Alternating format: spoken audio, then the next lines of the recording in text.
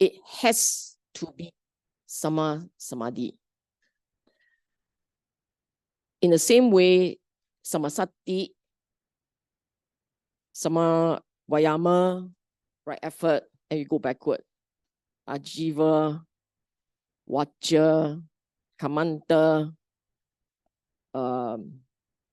Sankapa, Diti, the Eightfold Path. It has to be correct. Because if it's not correct, you will then roam into the English countryside filled with fog and meandered lost. You can get lost in the practice because if you're not clear in your mind what you're doing, how you're doing, why is it like that? I must stress this. What you're doing, how it's done, why is it like that? Why is it like that? Very important to understand. If you don't understand what, how, why, it is very easy to get caught up and lost. Okay, especially this one on Samadhi. Samadhi has always been the problem because all kinds of teaching going on, all kinds of ideas and understanding, all kinds of practice, and the more you do it, the messier the mind gets. It's a problem. After that, you have to go for repair, like the car fit in the wrong battery or done the wrong way, the car combusts. We have a problem. You got to repair. Okay. So earlier on, we were having a conversation, right? We were having this conversation, how often you have done, how long do you do, that kind of idea. That sort of idea is for me to get a sense of you zun bo zun. Normally, they get it right. They love the sitting. They want to keep going. They get it wrong, then they get very mangzang.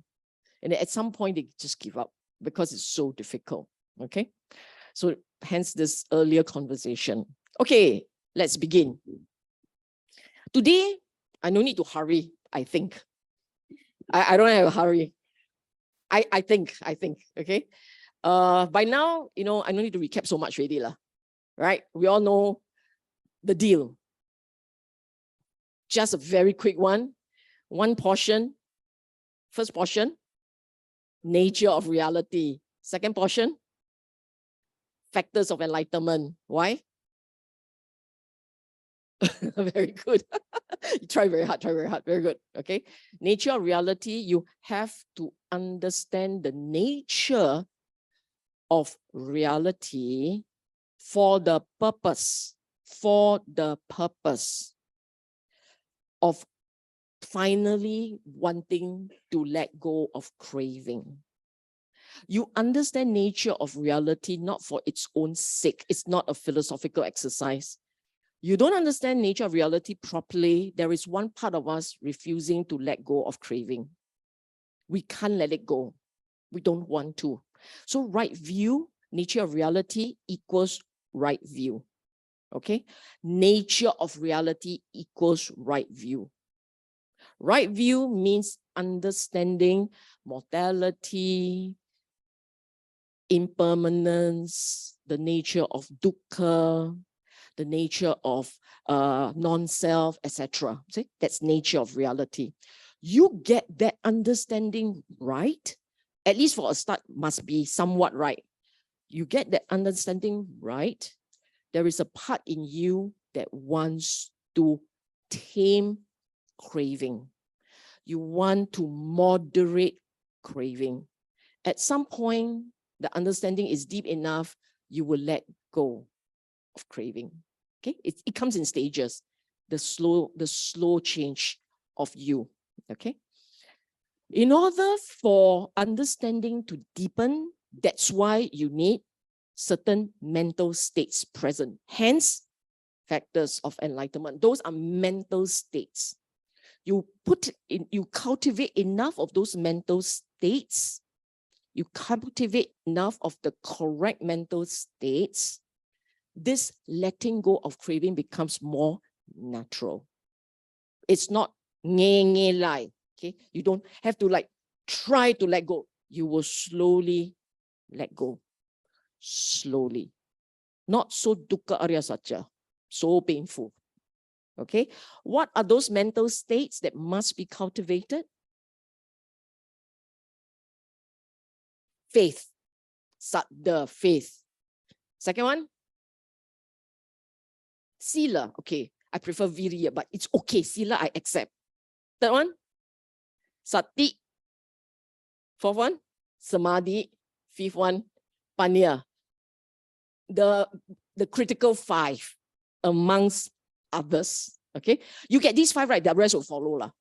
But these 5 you must have. Okay, let's repeat loudly for the benefit of those who need some assistance. Okay, 1, 2, 3, panya. That's all. Okay, wonderful. So today we're going to do samadhi.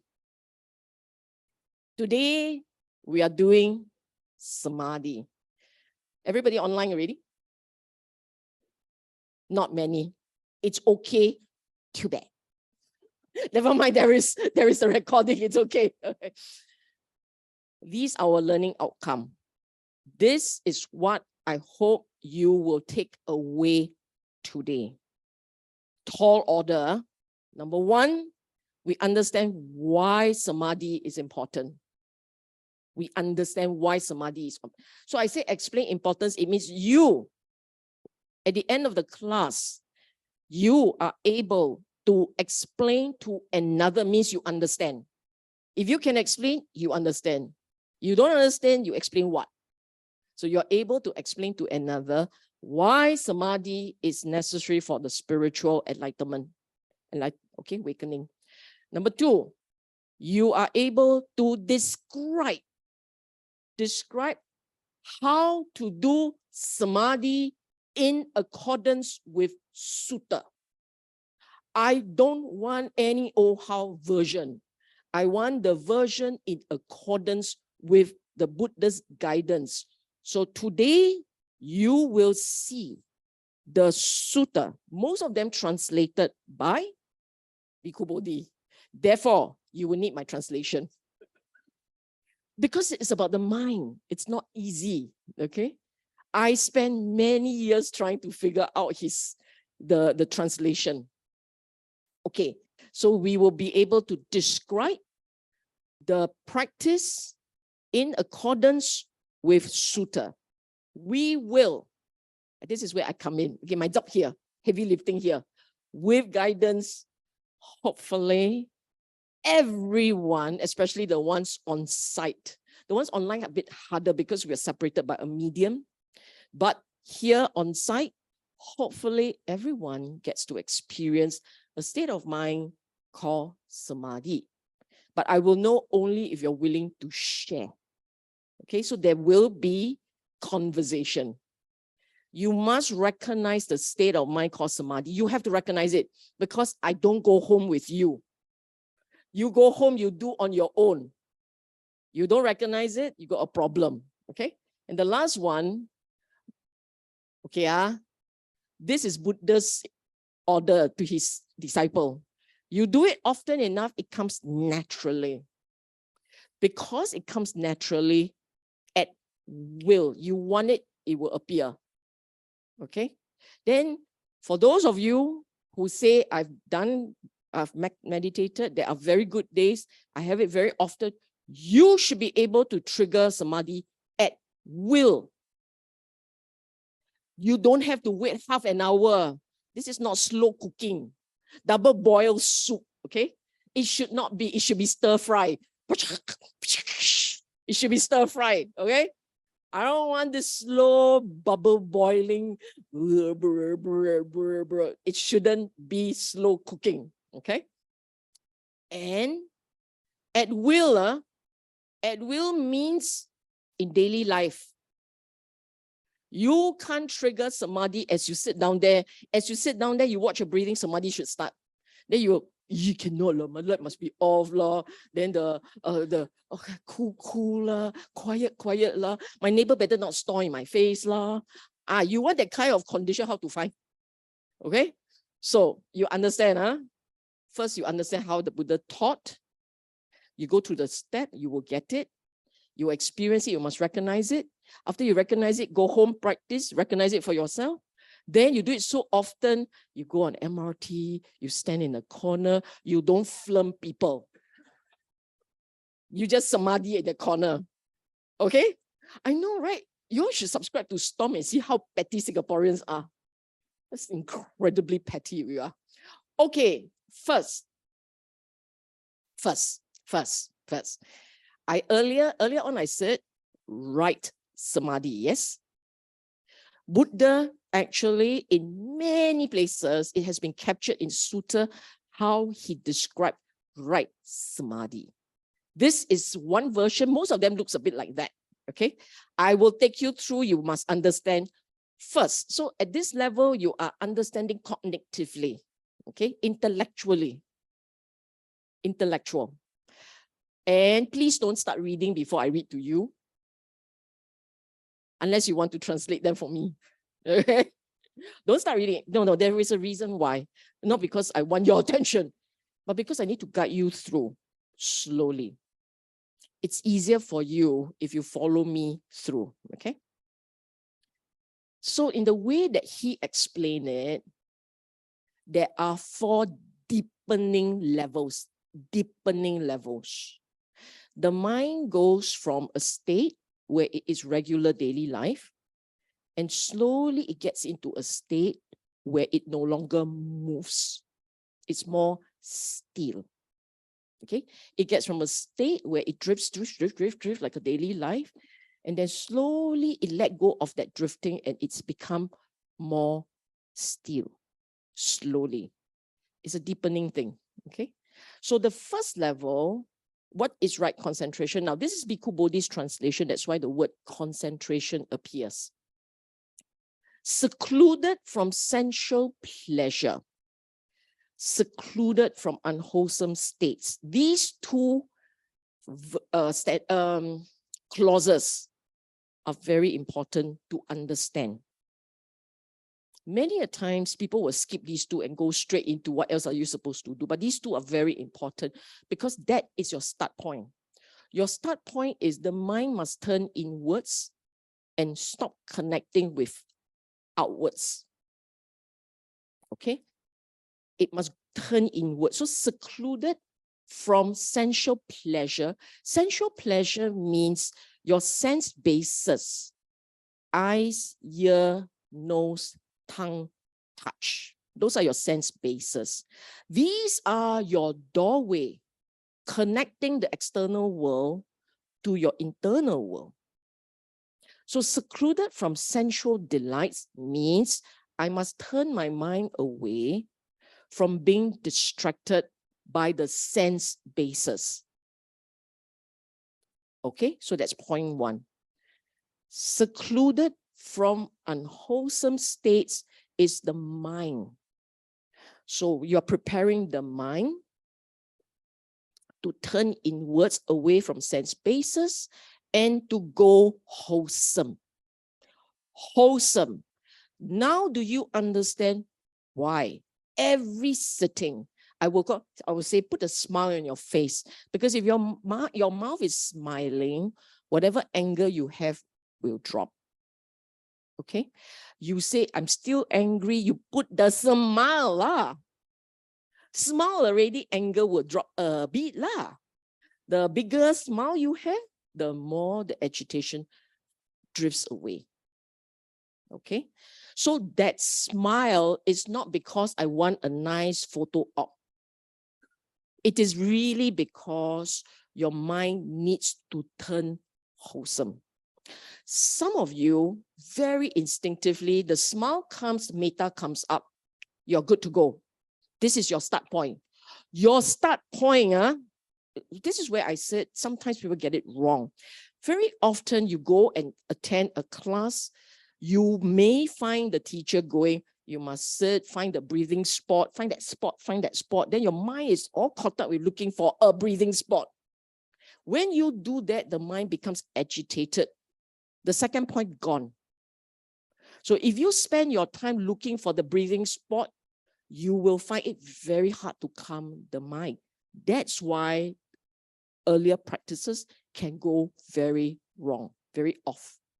Okay, don't forget about the breathing spot. It's not important. It's the least important of your problem. In fact, it's so unimportant, I don't even talk about it. It totally doesn't matter. The way to get into a state of stillness, right? You see, you watch, look at how he said it. Secluded from sensual pleasure, secluded from unwholesome state, enters and dwells. First jhana, just like that. Then you, how many of you experience it like that? Don't have, have? It's like that, It's really like that. You let go of, so you turn inwards, you put a lightness in the heart, the mind drifts towards jhana. Drifts towards. It drifts towards. But the problem for modern scholar, later on I will show you, the problem for modern scholar is they forgot the sutta, they remember Visuddhimagga, which is a totally different ball game. Okay? You must remember the sutta version. So the sutta version, turn the mind inwards, turn the mind towards wholesome, the mind will settle. It will settle. You, at that point, you can enter, or for the rest of us, because we're very caught up in the world, you spend a while to become wholesome. That's the problem. Because you're too tired, because you're agitated, because you mangzang, because you're afraid, because sometimes people sit and say, don't know today is going to be a good day or bad day. So there's all this anticipation, this anxiety. When you have anticipation, anxiety, what do you have? You have nivaranas. Remember the 5 nivaranas? Let's start again. First one, sensual desires. Second one, ill will. Third one, sloth and torpor. Fourth one, restlessness and worry. And the fifth one, doubt. If you don't turn away the unwholesome, these 5 are there. Okay? You want to fix the mind, you fix these 5. The unwholesome refers to the 5. Okay? So when you sit and you say, I don't know whether today I can do it or not, what do you have? Doubt. What else could be there? Anxiety. It could be ill will because I'm very agitated. Every day also like that. This kind of sitting, how can? You talk some more? Talk, go ahead, talk some more. Doubt the Buddha, go doubt. Where's your faith? Where's the Saddha? Where? Do you understand? So when you sit, you should say, okay, let me scan the mind, see whether any nibbaranas are there. If anyone are there, you fix it. How do you fix? I gave you a whole lecture on that. Every one of them can be fixed. Every one of them you need to know. For me, always Tina Midder is the problem. I sit, I'm very happy. So you know what I do? I let myself sleep 5 minutes. Rest the mind, build up the energy. After that, home run. Okay? It will be home run. So why cause much pain? Then you say, but Moggallana got like many steps, 7 steps before he go and sleep. Yeah, I know Moggallana ma. I'm not even monk. Okay, so my bar very low one. I let myself rest. Okay, but you must know your own. What is your own problem? My guess is for many of you, your problem is doubt. You doubt yourself. You doubt it can be done. You doubt the method. You doubt what should be done. You're confused. So many of you, you have that problem. Okay? So doubt is your problem. So some of you, the other problem is worry and restlessness. Why? Because your daily life is so worrisome and so restless. You get bored. You must look for iPhone or Android, I don't care. You must look for something. Okay? So all these are your unwholesome. Remember that, Your unwholesome are these nivaranas. I told you before, get a sense of what's your problem. Because you need to fix it on the daily basis. If doubt is a problem, you every day go read Dhamma, read the Buddha's Dhamma. Okay? If doubt is your problem, you always question, why like that, why like that, why? Go read the Buddha's Dhamma. Worst come to worst, can always do DFC2 again, online. Okay? It's recorded so you can go and read it and watch it again. Worst come to the worst. I much prefer you go look the Buddhist Dhamma, okay? So you do these things to tackle the nivaranas in daily life. Tackle it, build the faith so strong, build so strong. You sit, I'm so grateful to Buddha, start already, enter first jhana. Okay? Now, some more. Now, how do you know it is the first jhana? These are the mental states you should become aware of, accompanied by. So the first jhana will always have the following. The Pali word here, his translation is thought and examination. The Pali words are vitakka, vichara. Okay, vitakka means logic, reasoning. So his translation is not wrong. There is a part of you that is rational. Vitakka, taka means reasoning, rational, taka. Vitakka, it's the, so you say, oh, so the mind talks to some extent. The mind will talk to some extent, but not in the discursive, flowing all over the place way.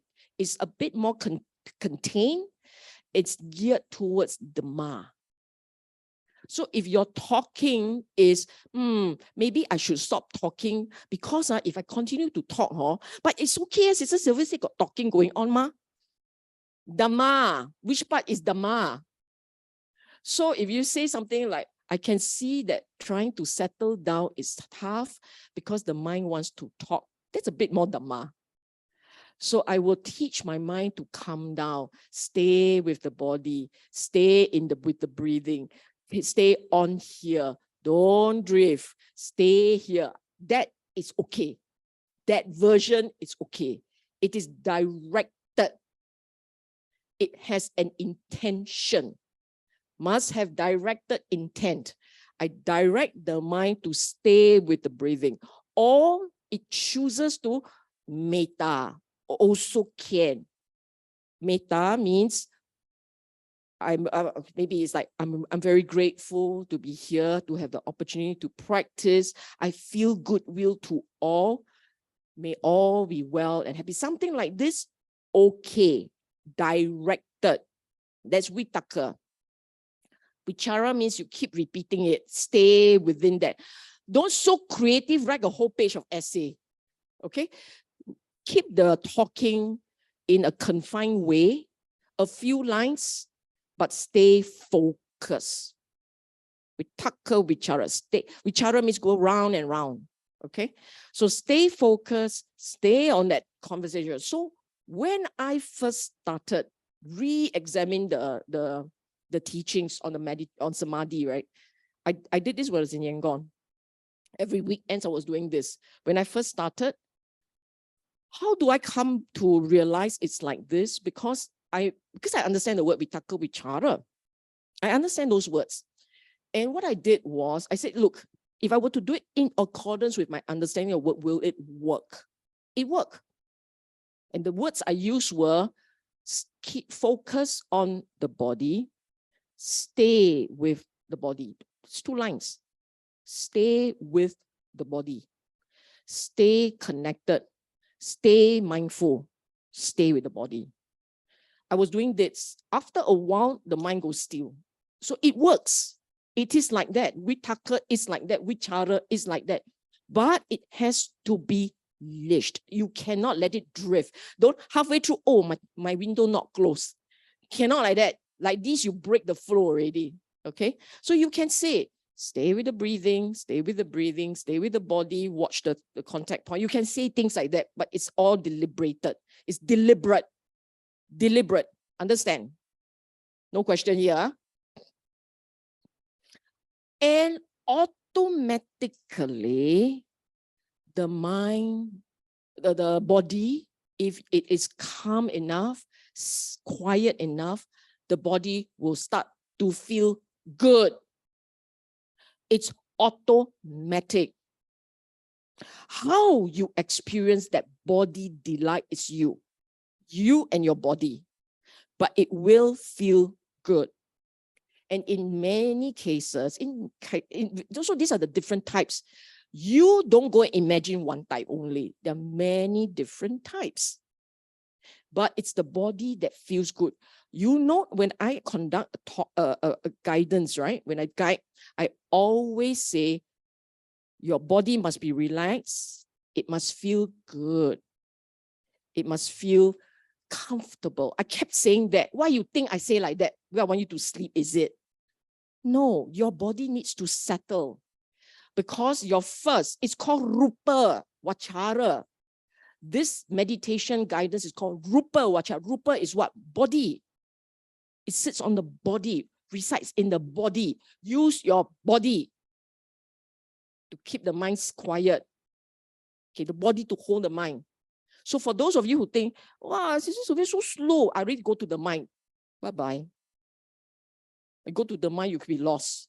You stay with the body, you won't be lost. Okay, so the mind goes, the body goes very comfortable. That's your piti. The word rapture is Bhikkhu Bodhi's translation for the word piti.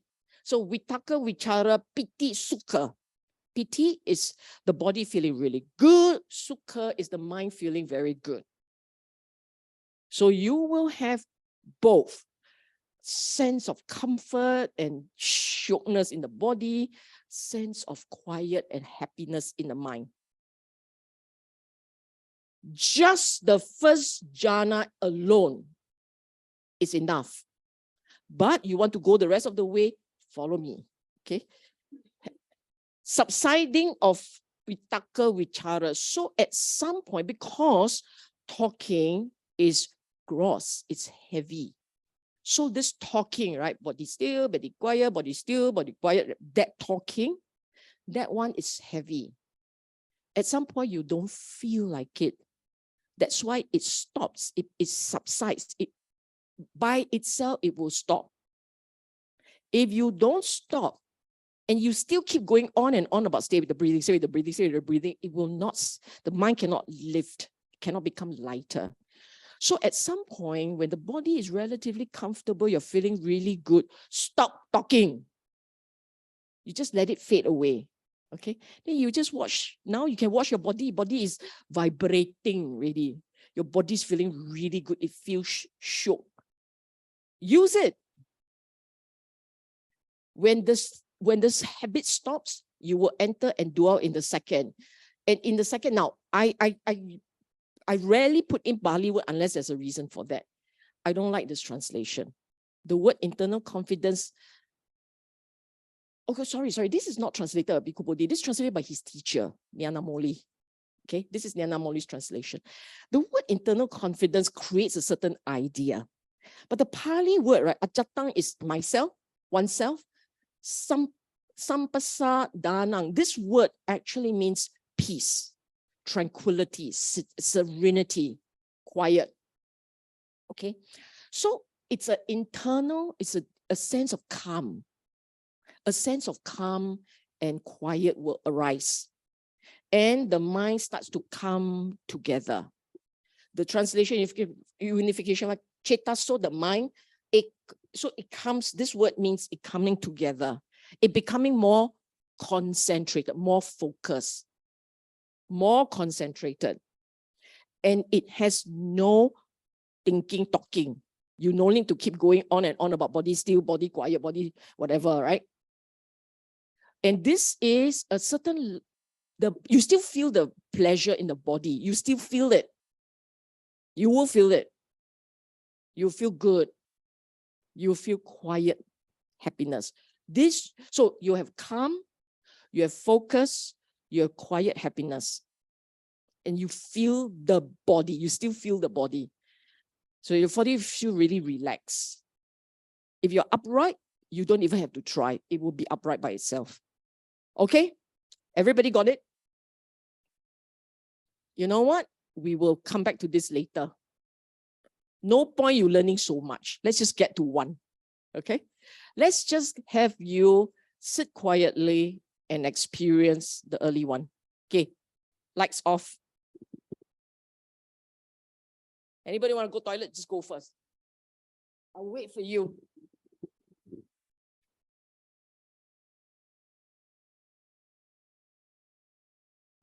Really? Since you're all running so fast, I will let the rest read the earlier one first. See yourself.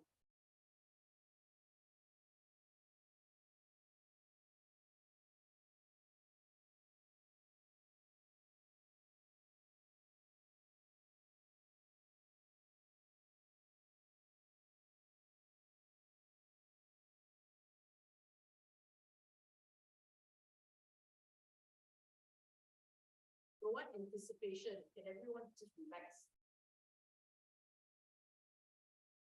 Relax. Have fun. The mic. I want everyone to relax. We're waiting for a whole battalion of people who have run off to the toilet. So can everyone just relax before we start?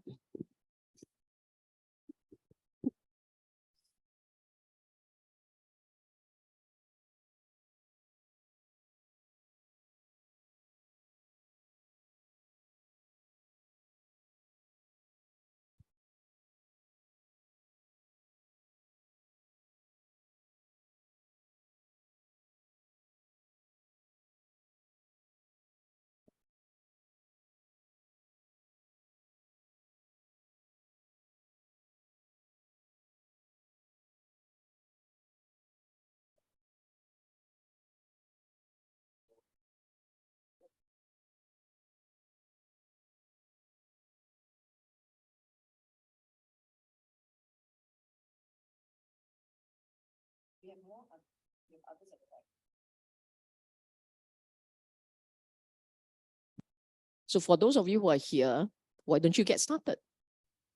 I've taught you before.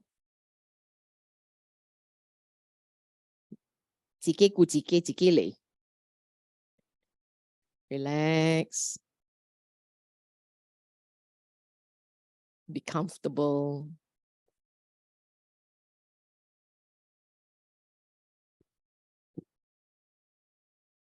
Relax, be comfortable.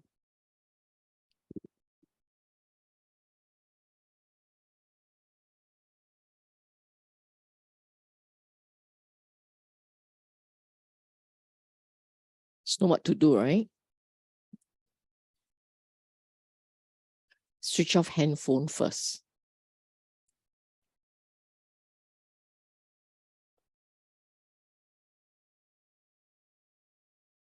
Everybody switch off handphone first.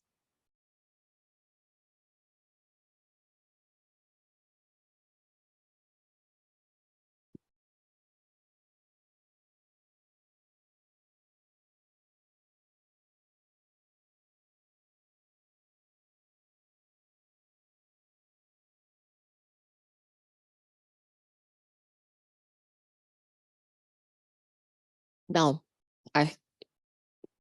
I ask for your trust. I ask that you do exactly as I ask you to. So very first thing I want you to do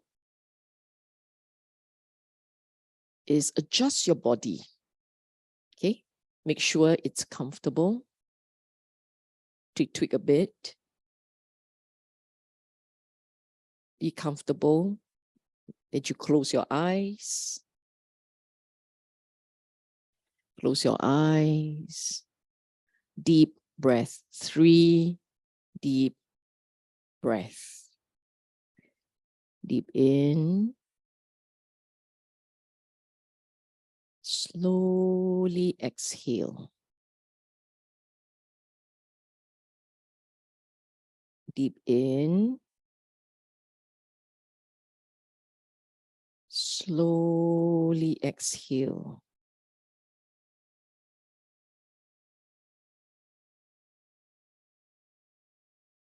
Deep in. Slowly exhale. I'm just going to wait for a few friends. So the rest will just sit quietly. The first thing you do, scan the body slowly. Scan the body slowly. Then I want you to let your attention flow all the way down to the butt. Attention on the contact point, body and your butt.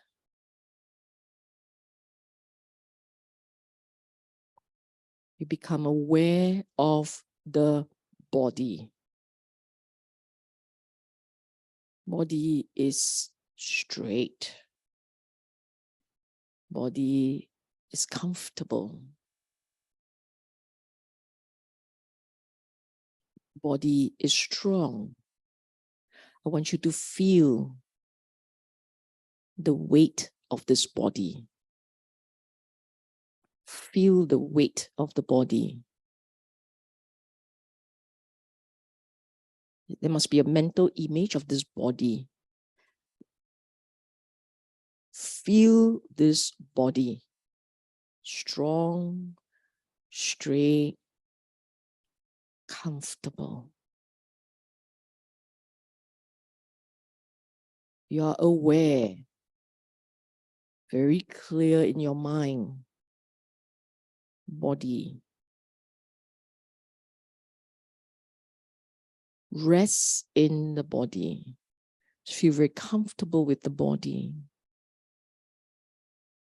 Rest in the body. Relax.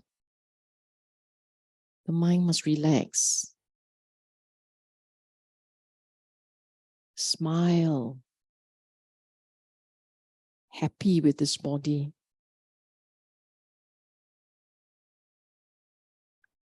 As you look at this body, you will notice that the body is breathing.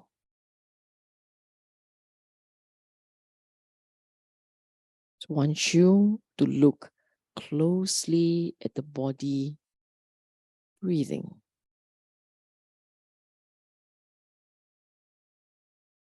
The body is breathing.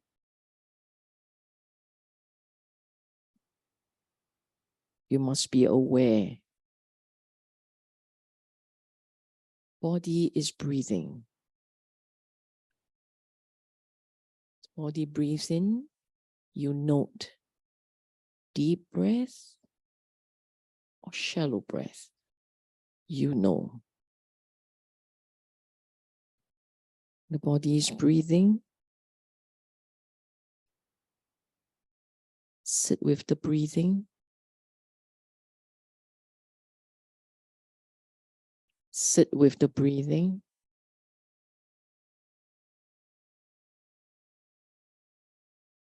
Body is comfortable. The body is comfortable. The mind rests in the body. Feel this body.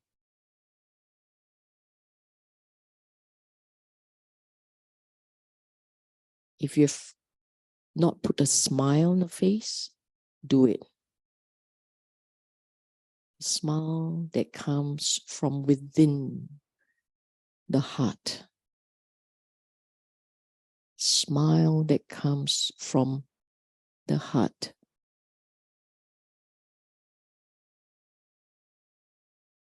Body is breathing. Smile from the heart.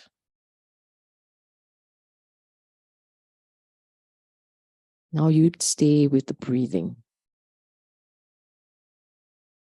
Stay with the breathing. If you find your mind drifting, use the body, hold attention.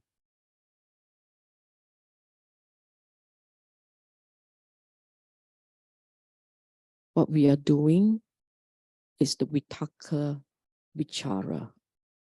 Stay with the body, stay with the breathing. Every breath in, smile. Smile for yourself.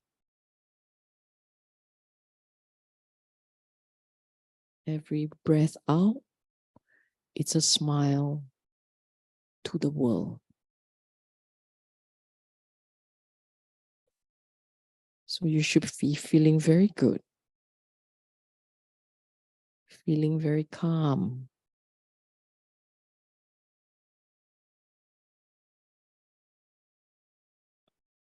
Feeling very good, feeling very calm.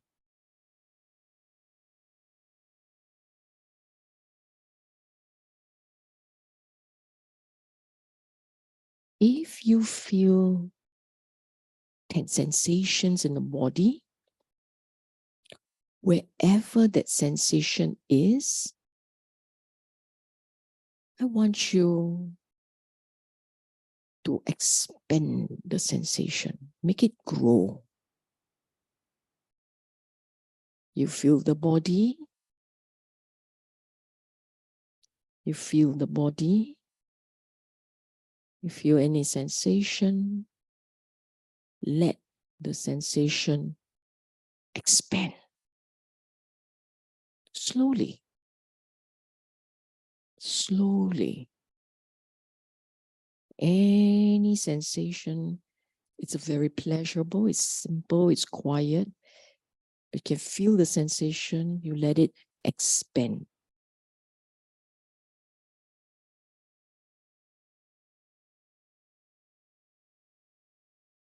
The words the Buddha used were, he makes happiness and pleasure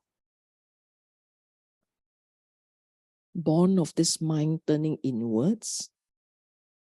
He makes happiness and pleasure drench, seep, fill, extend throughout the body.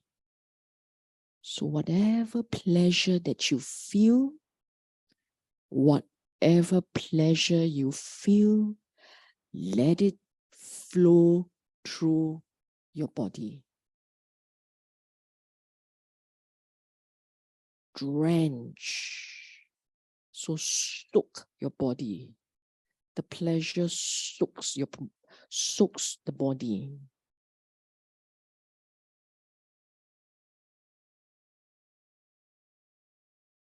The pleasure soaks the body. So imagine this pleasure flowing throughout the body.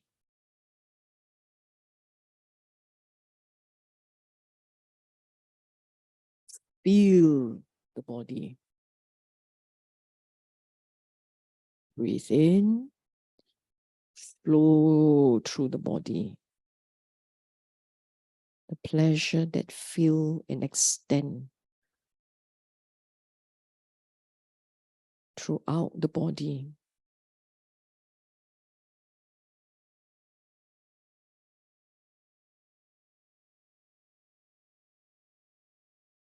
Feel it flow through the body.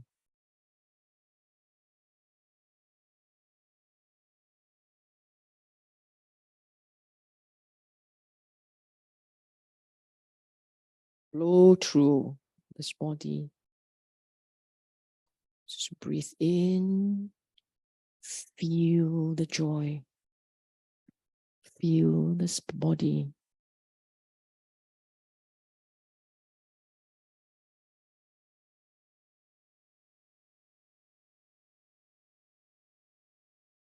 I would describe to you what the Buddhists say. He makes pleasure and happiness born of this seclusion, drench, steep, feel, extend throughout his whole body, so that there is nothing of this whole body to which pleasure and happiness do not extend.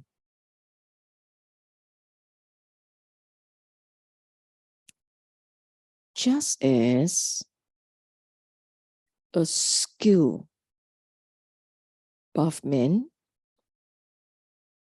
heaps powder in a metal basin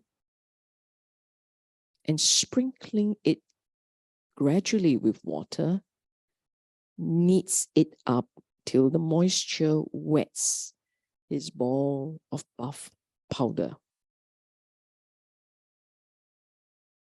Soaks it, extends it over, in, within, and without. The buff powder does not become liquid. So think of it as kneading. You are kneading this pleasure into your body. Whole body.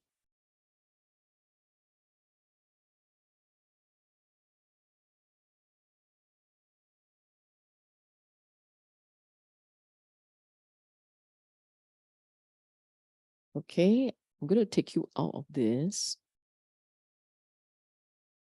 Give a smile, whether or not you're able to do, you nod in gratitude to the Buddha.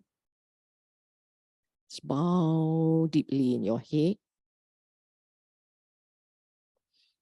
And slowly you come out of this,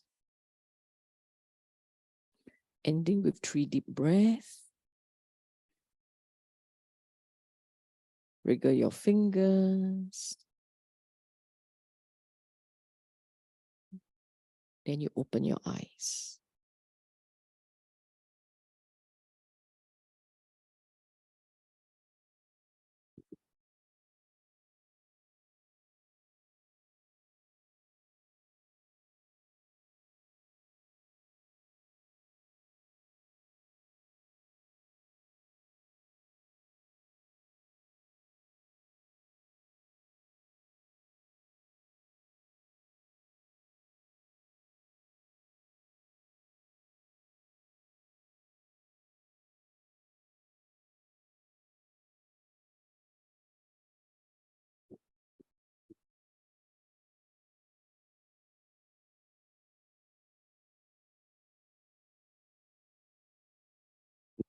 Gonna turn on the lights.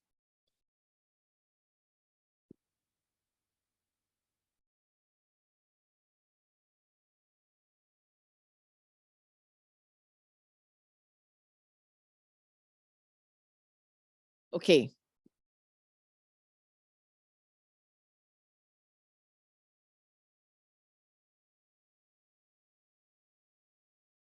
It is not easy to talk now. The mind's kind of drifted somewhere. How many of you managed to stay awake throughout? I tried very hard to keep you awake. Okay. How many of you understood exactly as I was guiding, that you didn't get lost in the guidance? How many of you understood completely? Okay. Having understood completely, were you able to follow all the way? Ken? Did you experience jhana?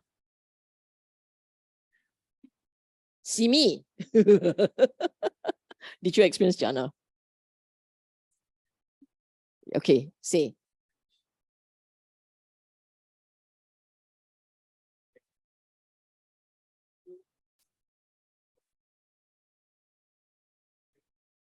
Yeah. Imagine it's wrong.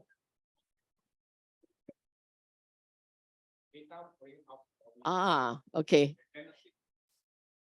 Ah, okay. It's okay. That's very good. Flowing all the way out, cannot contain in the body. How many of you felt the body very clearly? Feel it very, very aware of this body. If you can hold the awareness, at some point the mind goes quiet. How many of you went that way? It went quiet. Okay. It feels good. Did it feel really good? When it feel really good, did you feel goose pimple? How many of you feel goose pimple? Bit of it. Pulsation, very good. When you felt pulsation, did you let it flow? Able to do it? All over the place? You can do it, right? How many of you managed to do it? Belkin. Okay. You manage to do it, huh? So you can feel the body. La, la, la, la, la, la, la, la, la. At that point, you feel joy? Calm only, no joy. Who felt calm only, no joy? And the body don't burn, don't worry. So it was on fire. You go on, talk, say some more. Tense.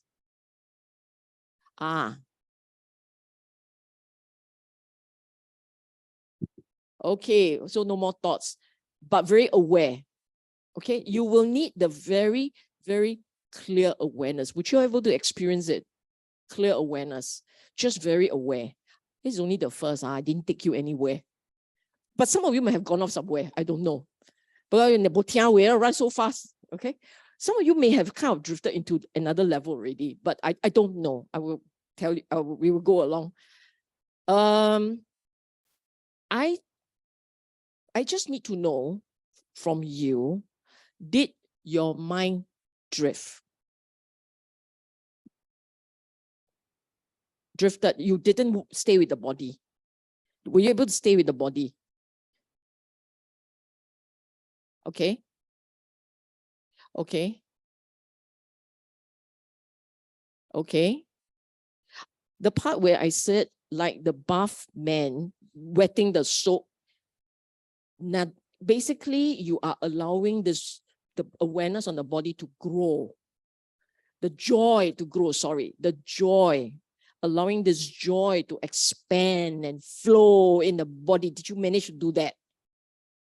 Okay, if you can do that, this is going to enter into your first jhana. Okay, this is into your first. This is the first. So when you go into the first, the talking, the drifting will stop.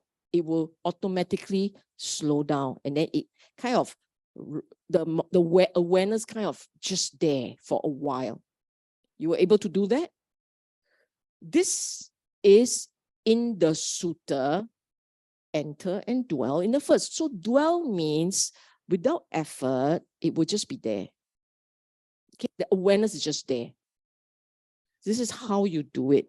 Using the body to hold the attention, feeling the joy, allowing this joy to wash over you.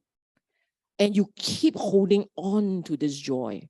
Hold on to this pleasure in the body. Hold on to it. Let it wash over you. Let it soak, drench, seep, feel, expand. This is how he said it. So this part is important.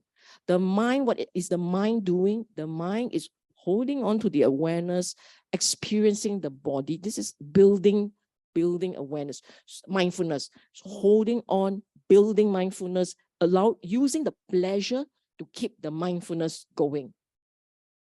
Okay? This is how you do it at the first level. Yes.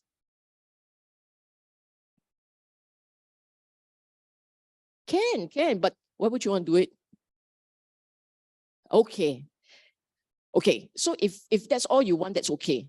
Okay, just feel the metta. Then you would really keep the awareness going. Okay? But at some point, you will hitch a ride to go to the second. You go to the second, you must let that connection to the body drop. And all you feel is the pleasure. We go back to this one. You see, the discursive thought, so hold the body, squeeze, use the body to generate the awareness. That part must slow down. Because you want vitaka, vichara to slow down. Okay? You want it to stop or to subside. You let it stop. So what you will experience when that part stops is the pleasure. Pleasure. You will feel pleasure. So you see, okay, forget about these. Okay, rapture and happiness. That's what you will feel. Pleasure.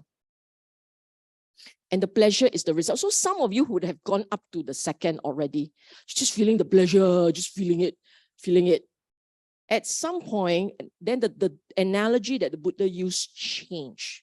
The first one is you needing the soak with the pleasure, with the happiness, you have it flow of the body, right? The second analogy, the second imagery he used was you sit very quietly. Let me read to you. I didn't create all these things. It's all in the suttas.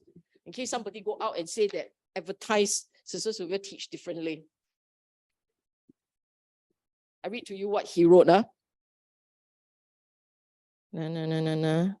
He makes the happiness and pleasure bond of concentration drench, seep, feel, extend throughout the body.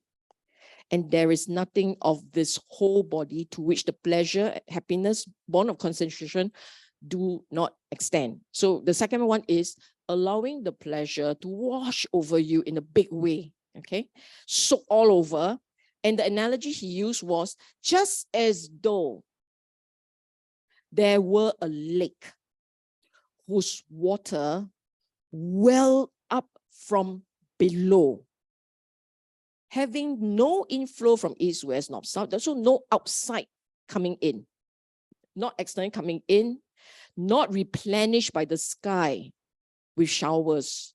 The water comes from within, welling up in the lake, welling up. So it comes from within, okay? And you allow this cool water to drench, sip, feel, extend throughout the lake. And there would be nothing of this whole lake to which the cool water did not extend. That's the second jhana. I'm not going to the rest. But so my plan is just to get you to experience up to level 1. You can do it, you kakilai. Do 2, 3, and 4 yourself. Just go into the sutta, you will see it. Okay. Yes.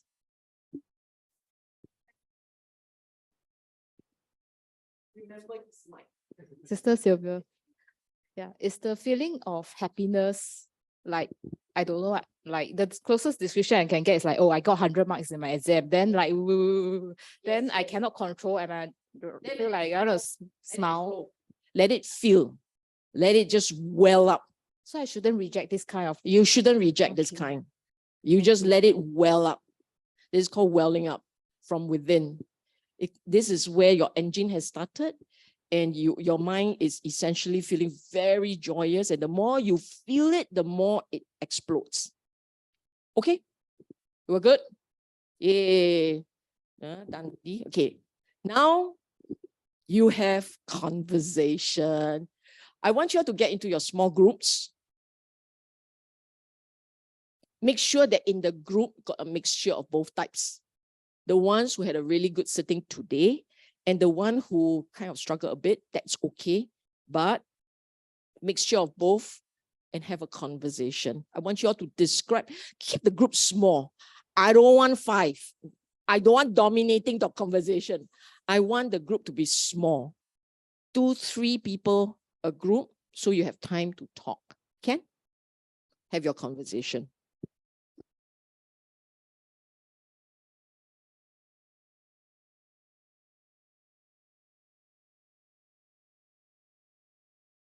When the mind, when the attention goes from the body to the mind, the more it focuses on the mind, the more it leaves the more it leaves the body, the more it goes into the mind, body will start to disappear. Okay? Because you're no longer paying attention to the body. Then some of you say, then why did you keep emphasizing on body? You haven't learned to crawl, don't run. Okay? You haven't learned to crawl, don't run. You want to go through this experience properly so you can recognize the mental states. Is it necessary to recognize? It's very helpful to know where you have gone wrong. If you are able to recognize, a few things is happening. If you can recognize the mental states, it means your mindfulness is very strong. Ultimately, there are few mental states that must prevail.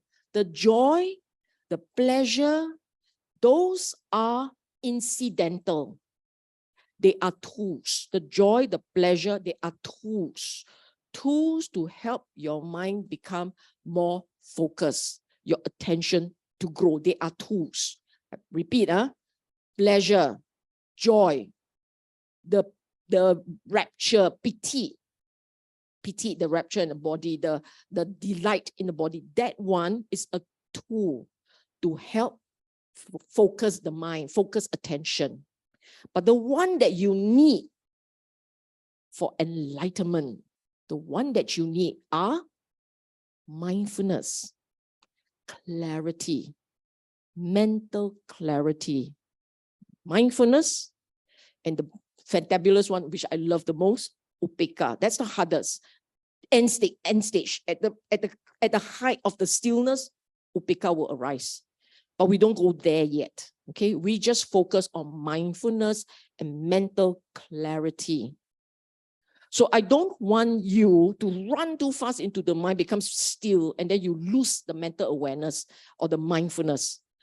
You want the mental clarity, because without that, it's very hard to understand the nature of the mind as it really is. Did you all observe your own nivaranas? That's the other thing I want you to be aware of. Depending on your nivaranas, those are your obstacles to being able for the mind to go quiet. I'm not sure if I mentioned to you before, but most people, their nivaranas is vicikiccha, doubt, because they talk too much. The mind says, like that correct, not sure, not maybe bocun eh? Should I be doing this? Should I be doing that? What about last time the teacher teach like that? Then this one like that, then like that, then like that, then your mind how to still, how to go quiet. So most people's problem is actually this one, vicikiccha. Especially the ones who learn so much from so many people. Then wonderful, you got Rojak up there, okay? So please, I hope you had a good sitting. We have to move on, okay? No, don't worry, there'll be another round. Okay, so Samadhi. Samadhi, by now you know, it's a mental state, okay? No magic here, it's a mental state. And it has to be cultivated. The mind has to go quiet. Hey, you're tipping, right? Yeah, tipping. Okay, the guy's there. Okay, got it.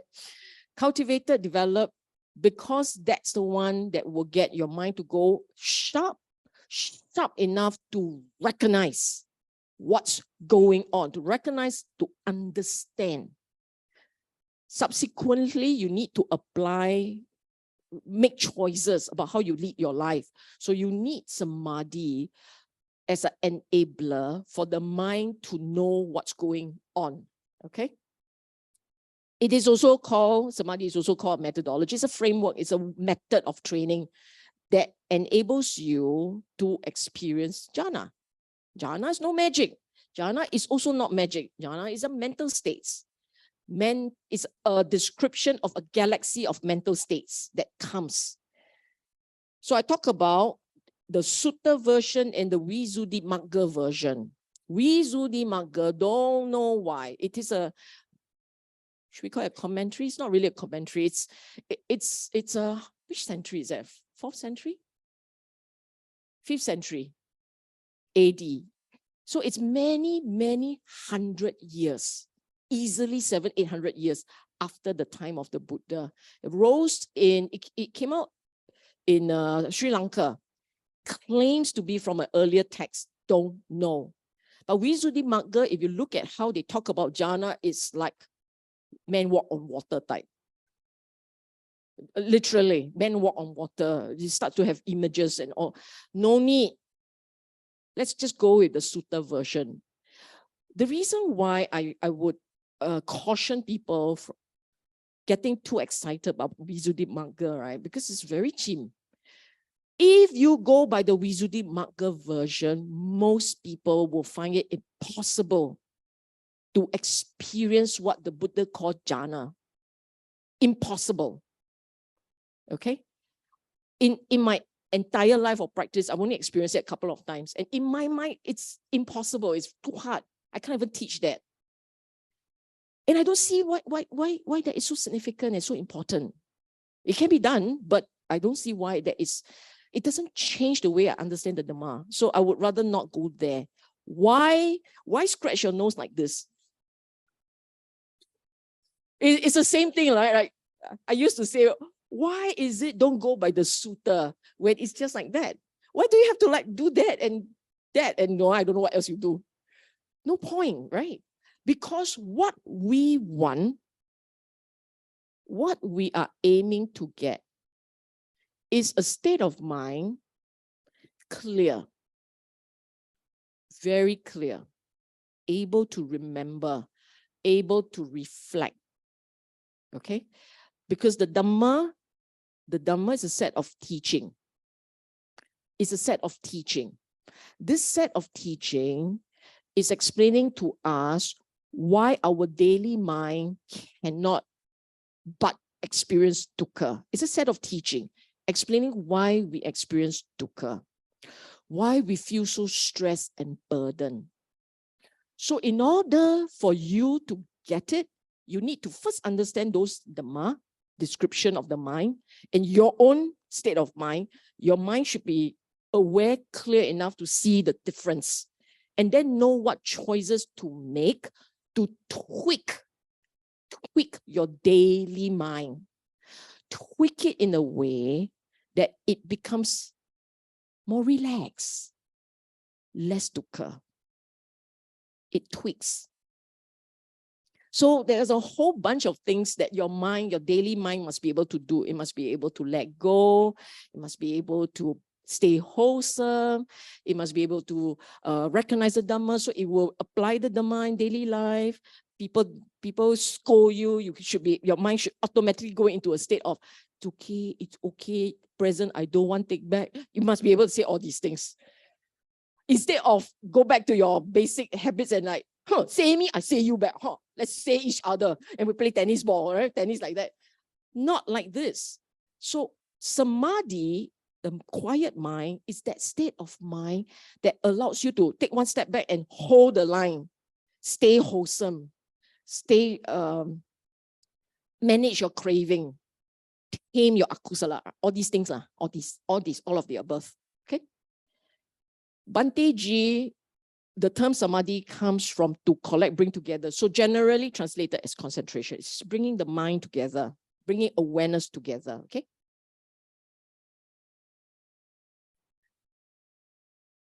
One way of explaining the Samadhi mind is to contrast it to your daily mind, okay? To contrast. So I want you all to tell me, what's your daily mind like? I'll see whether we got it right. What's your daily mind like? All over the place. Autopilot, jump, jump, jump, flirt. Skip all the thing. Autopilot means you have no control. And it usually runs towards what? Pleasure or avoid pain. Okay, anything else about your daily mind?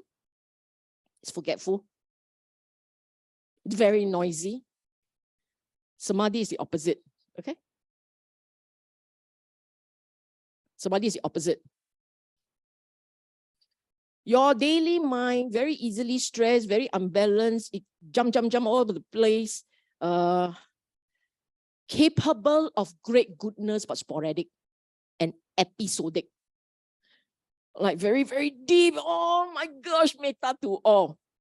But you okay, like you metta okay. So some people like, in deep meditation, metta to all, right? Because the meditation starts scolding. Become Quasimodo. Okay? And always judging, always critical. That's your daily mind. When you get into a state of Samadhi, I call it Samadhi-ish, meaning your jhana may or may not be there, but in the daily life, if your mind is present, mindfulness, they call it mindfulness, if you are mindful. But this mindfulness is not shaky. Okay, a mindfulness that is quite consistent, not shaky, doesn't flirt all over the place. You have switched from mindfulness to Samadhi. That's that difference, okay? I know outside selling this thing about mindfulness. You get to a state where you're very detached, you don't judge, you're very effortlessly present. That's Samadhi. We should go out and teach beyond mindfulness. Go earn some money for Buddha, right? Beyond mindfulness. And it's energetic. Okay, it's energetic. Then you have Samadhi. Okay. Oh, yeah. Spatially versus telescopically. I love my words. You know what it means, right? Spatial. It's open awareness thing, right? Open awareness. You can, huh? That is the state where the Buddhists say you're not caught up with science, features, science, the specific, the dots. You are analog television, blah blah, but vague, but very aware. You are aware of awareness. That's your spatial mindfulness, okay, or spatial samadhi. I use it interchangeably, but they're not interchangeable. Sorry, they're not identical. I use it interchangeably, but they're not identical. Mindful is just aware, present, here and now. Okay. If this state of present, here and now becomes a general, effortless mindful, and then there is a certain lightness, there's a certain joy within, there's very calm, you're very calm, you're peaceful, all of the above you put together, it's a samadhi state. Okay? Samadhi must have mindfulness. Mindfulness, not necessarily samadhi, but samadhi will have mindfulness. Okay? That's the difference. Okay. Na. It's a natural state. It is one of mind's many natural states, so therefore it needs the right condition to arise. Then why is it in daily life cannot? Because your daily life is so noisy. Your daily life talks so much. I kept repeating again and again, please watch your nivaranas. Be aware of your nivaranas. Because when you try to sit and go quiet, it's your nivaranas that will trip you. So some of you came up to me and said, very hard for the mind to settle because today is a busy day, right? It's called Uddhacca Kukucca. So if you, for whatever reason, has very strong worrying instincts, very strong worrying instincts, very strong, oh dear, fear, that one, Uddhacca Kukucca is your problem. If you, in daily life, rather indifferent, bochap, bokwan, don't care, really don't care, sloth and torpor likely to be your problem. I'm too lazy, I'm too tired, you know what, I don't care. This. Sloth and torpor. If your daily life looking for your headphone all the time, what's your problem? No, Kama Chanda is your problem. Apart from Uddhacca Kukucca, okay? If every day, right, you open, must look for my headphone. My headphone. My headphone. That one is Uddhacca Kukucca, okay? But you must grab your headphone because you must check and you're so happy to look at it, right? I got so many prom today. Happy day, right? Prom day, happy day, right? Kama Chanda is your problem. Okay? So you must know what is your trigger. And as I've said again and again and again, most people's problem is Vichikicca. So most of us will have 1 + 1. Of course, some of us got 1 + 4, but some of us got 1 + 4. And it's seasonal, okay? 1 + 4 will be seasonal. But 1 + 1 for sure. For sure. Is it possible? I only have 1? Not likely, but possible. So, but you must know, okay? Okay, so the conditions of obstruct samadhi are hindrances. Well done. It's meant to be a trick question. Okay, so this part, holding samadhi, right? You need to use the body. You can use the mind. That's why you have satipatthana, it goes into the mind. But especially this body. So every time in your daily life, as you are walking, and you're watching the steps, you're aware of this, that is holding mindfulness. Hold it still enough, samadhi. It's a form of mindfulness. Mindfulness is a form of samadhi. You understand, right? Everybody does, huh? Oh, okay. This one very important. Kusala. More kusala in daily life. More of faith, more of gratitude, more joy, more metta. The easiest of them all, more compassion, more giving. BF, when I do that, BF, you put a big box here. but giving not necessarily in that way. You all remember your lessons from the last round, right? Giving as in forgiveness, giving as in embracing, letting go of akusala. Okay. Smile more. This was the easiest. Okay. 不要哭笑啊，不要哭笑。苦笑. Okay. Cannot be the sorrowful, bitter smile. Okay. It has to be the smile from the heart. Okay. And find joy in little things. Okay. Your joy should not be someone fall, then you're, oh, this was so funny. Don't be like this, huh? Cannot laugh at people's misfortune, okay? So you all know the lightness of the mind. And this is very important. You really want the mind to go quiet, you have to feel lightness and joy. We are here talking about the sitting.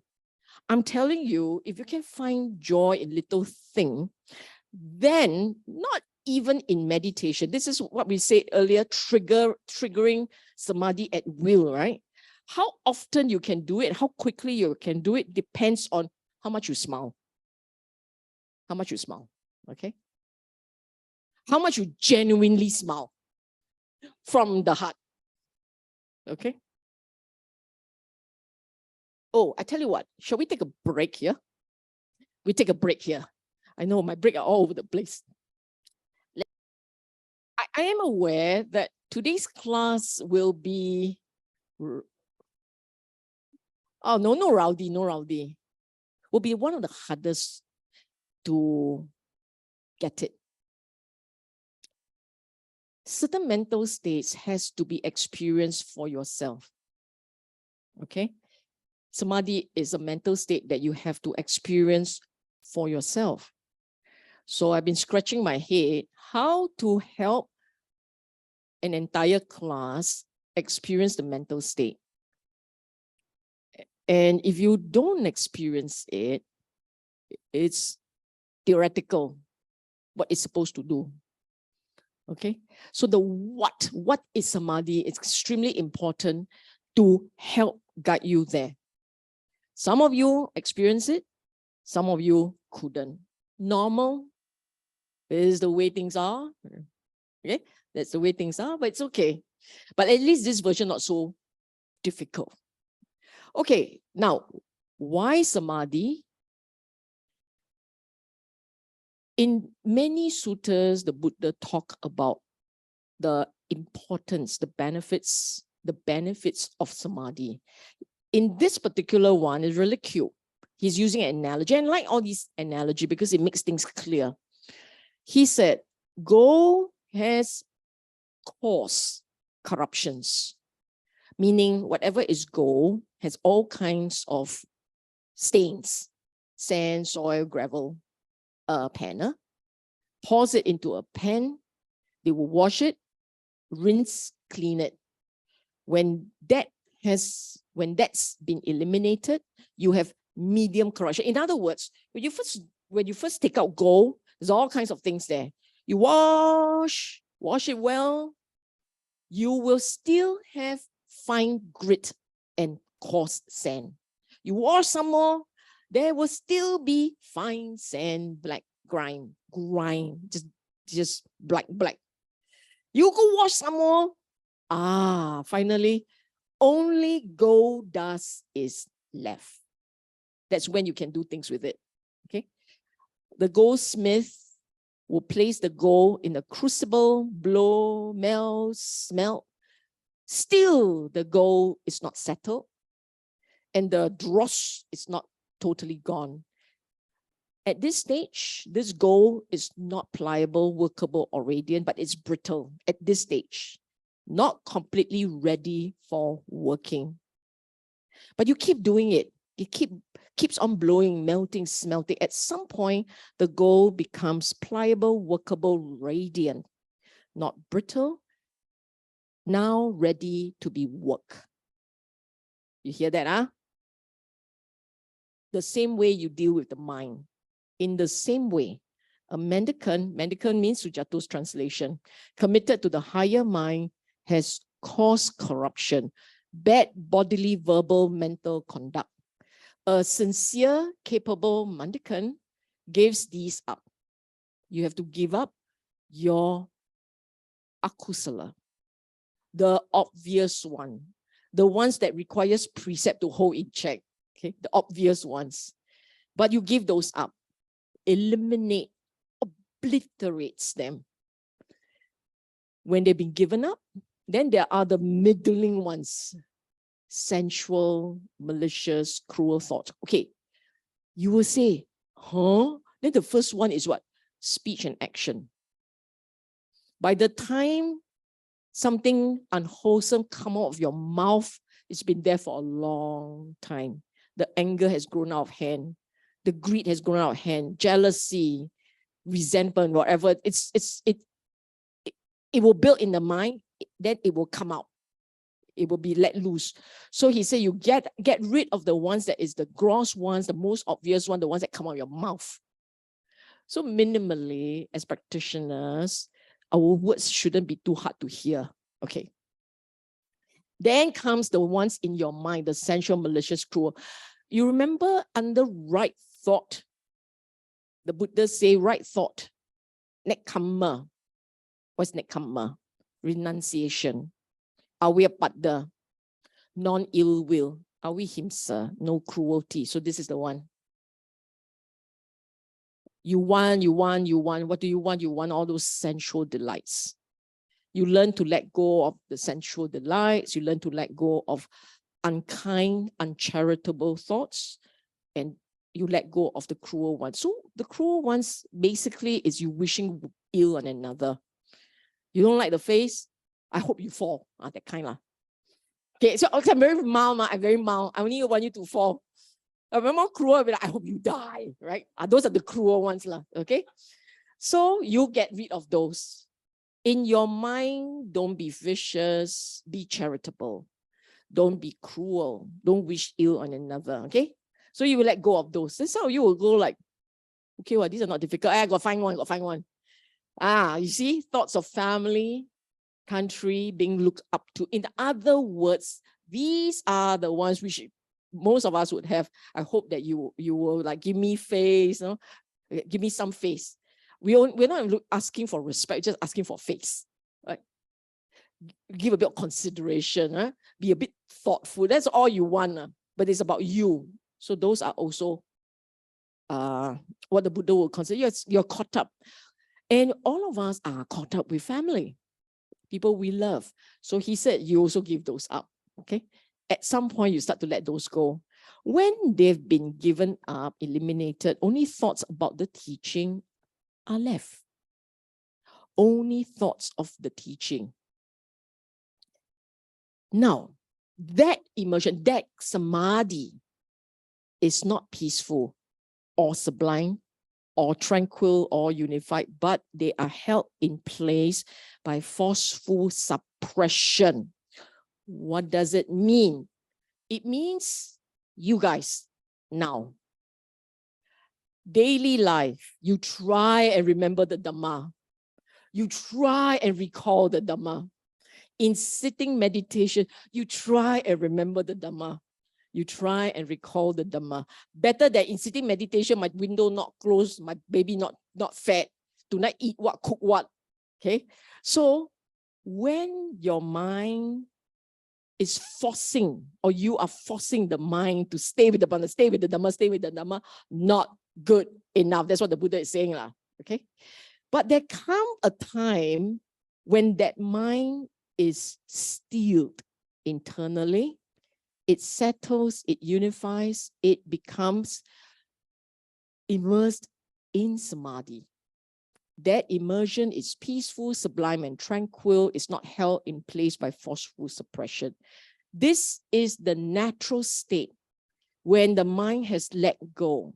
It's completely content. It's easy. It has no demands.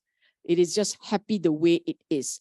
In that state, the mind settles by itself. This is the state that he's talking about.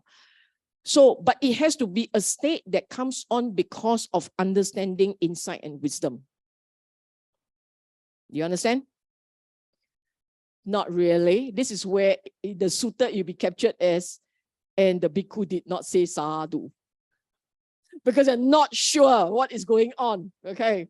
They become capable of realizing anything that is to be realized by insight, to which they extend. Okay. So you look at the practice, huh? It's a series of letting go. Why would you speak harshly? Why would you act with aggression? Is when the mind has very strong sense of entitlement. You're very caught up in yourself and your desire. And when you're very caught up in yourself, your desire, your wants, when you're very caught up, you will react physically, verbally. Sometimes you learn, it's because you are practicing Buddhist, right? Then you learn not to be so aggressive, but it doesn't mean that the aggression, the hostility has left the mind. If you still cling on to strong preferences about your pleasure, your desire, then in your mind, you still have resentment and anger and agitation. And when you have anger and agitation, you will have cruel thoughts. If you have anger and agitation, there will be cruel thoughts. There will be the part that says, I wish you this and I wish you that. And you go away. I wish you go away. Just disappear. Then when that really happens, you see what happened. Okay, so the capacity for cruelty stems from capacity for anger. The capacity for anger stems from the capacity to have preferences and desires. It's sequential. You have preferences, you have desire, you will have anger because you are denied. You don't get it.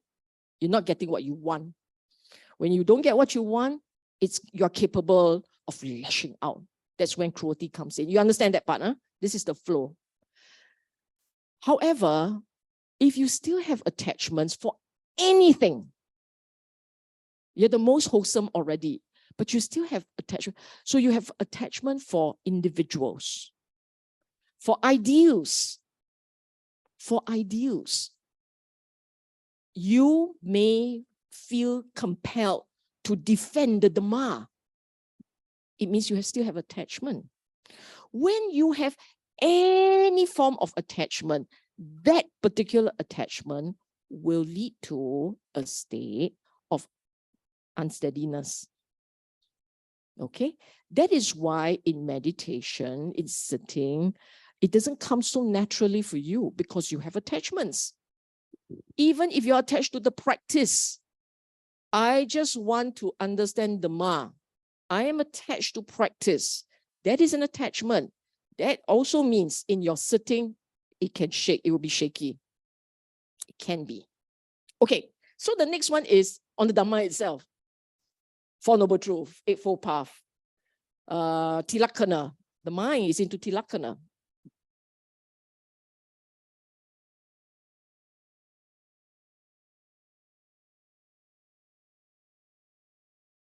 Mindfully, okay? The mind is into Tilakkhana. In your sitting, so the mind will think, right? This is your vitaka vichara. It will flow towards the Dhamma and it starts to look at the Dhamma. It starts to reflect on the Dhamma. It starts to think about the Dhamma. But the mind is actually quite quiet. You actually feel joy. You feel relaxed. It's feeling peaceful. But those are thoughts, right? Even though they are Dhamma thoughts, it means you still got to hold mindfulness. You got to hold it so that it stays within the Dhamma. And there's still that vibration of thoughts. La, la, la, la, la, la, la. Okay? But it's good enough. This is where you can have insight.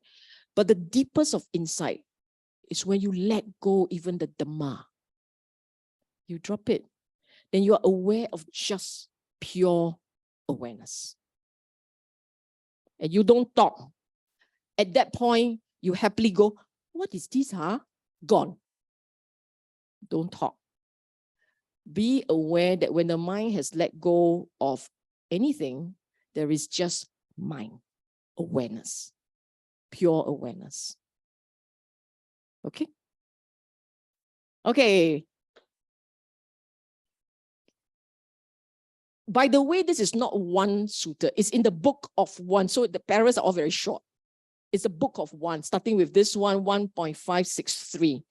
Even as one, okay, Bhikkhu Buddhist translation, even as one who encompasses with his mind the mighty ocean, includes hereby all the rivulets that run into the ocean, just so whoever develops and cultivates mindfulness, directed to the body, includes thereby all the wholesome states that partake of supreme knowledge.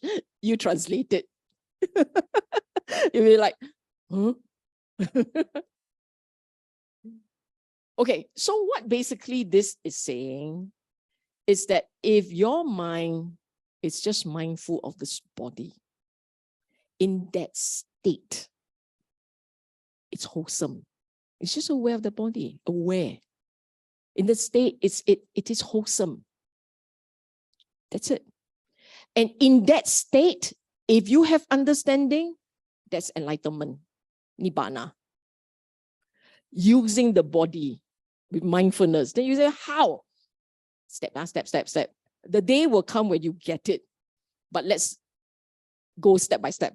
Okay. The next one, he says, if you have mindfulness directed to the body, okay, mindfulness of body, you all went through it earlier, mindfulness of body, develop and cultivated, it will lead to a strong sense of urgency. So this particular version of directed to the body will probably be about decay body, impermanent body, body that falls apart, okay? So it will lead to a strong sense of urgency. So your body, very useful, can use for all kinds of training.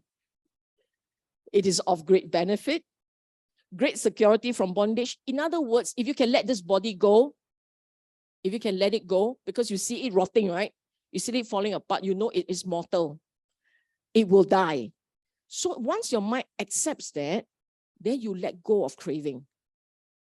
It's from the letting go of craving that you are free from bondage. Why security? You're steady. You're no longer caught up. You're no longer afraid. You will die. You accept death. Are you afraid? You will die. But you don't accept death. Are you afraid?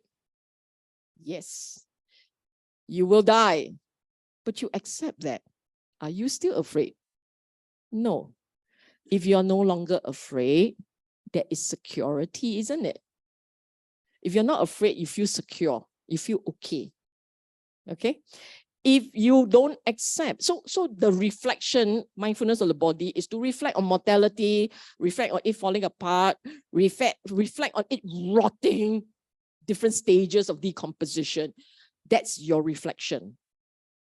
When you reflect that way, at some point, you're very used to it. And if you accept that, you're no longer afraid. You feel secure. You are no longer bound, tied to the body. Okay? So that's one way of using this body. You can be very clear about this body, very aware. Mindfulness and clear comprehension. So you know the body very well. Body is so useful. Know it very well. Know it very well means see the impermanence, see the dukkha, see the non-self of the body, okay? The constant practice will lead to attainment of vision and knowledge. Then you will go, what is that? Understanding the true nature of the body as it is, with knowledge and seeing.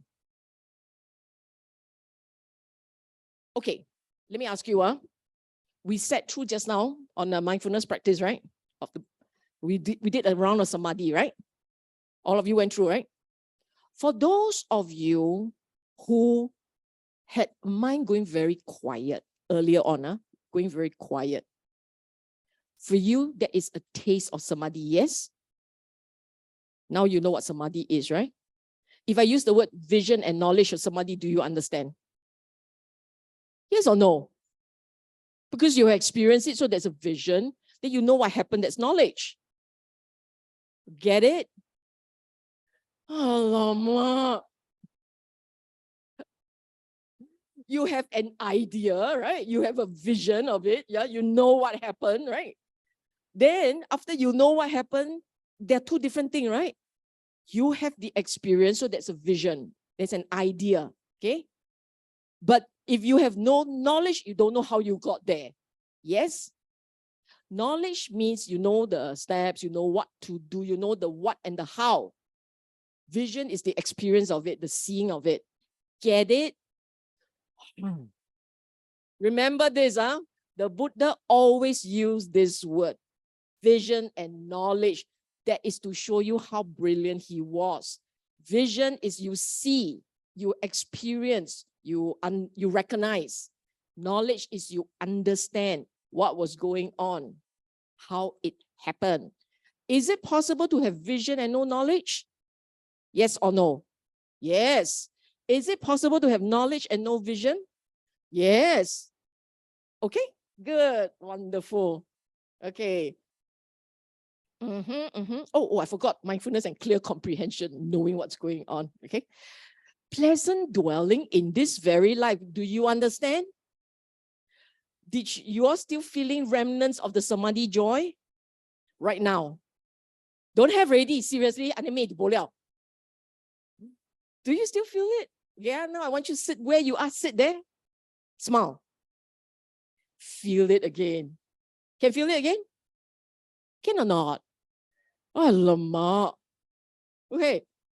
Pleasant dwelling in this very life means you have the experience. You have the experience. So you see, you have knowledge, you have vision, you have knowledge. If you have vision, you have knowledge, can do again or not? Can. Anytime you want, also can. Okay? Understand the conditions. Create the condition. Then go through it. Okay, can you start a car without car key? Cannot. It's a condition. Then you say, sometimes I just press button. You don't put the key there. You go press your button. Nothing's going to happen. So the conditions are very important. Understand the conditions of the mind. Okay, or the mental states. The final one. Realization of fruit of knowledge and liberation. This one deals with the stages of sainthood. The different stages, okay? So the stage has a path and a fruit, which we will talk about 2 lessons from now. Okay, like last 2 points. Then after that, you can go for break again. Like all ready to go, okay? If there's one thing, okay, so same thing, if one thing, old monk, is developed and cultivated, the body is calm.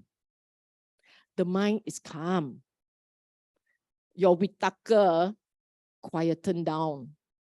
All the wholesome states that partake of supreme knowledge reach fullness of development. Enlightenment. So enlightenment always has wholesome first, wholesomeness, wholesome mental states, no nivaranas. You have nivaranas, it is not wholesome enough. So why are we all stuck? I kept saying our problem is doubt. Too many questions, too many ideas, too many thoughts, too many reasoning. Okay, doubts. So if you have wholesome states, all wholesome states, no doubt, not even that one. So that's why enlightenment, okay? So, and the enlightenment is supreme knowledge. Okay, if one thing, old monk, is developed and cultivated, ignorance is abandoned. Supreme knowledge arises. Delusion of self given up. Underlying tendencies eliminated. This one, Arahant. All the fetters eliminated. Mindfulness directed to the body. Okay? Use your body wisely. Stop pampering it. Use it for cadaver study. Okay? Okay. Shall we? Do you need this? Or we should keep going? Because we're doing jhana next. This is incentive, right? This one is just going to tax all the skills that I have. I try. You all try. Follow. Okay. First and foremost, this word jhana comes from the verb jayati, which is essentially to meditate. Okay. In English, the word jhana has been translated as absorption. I don't like that word.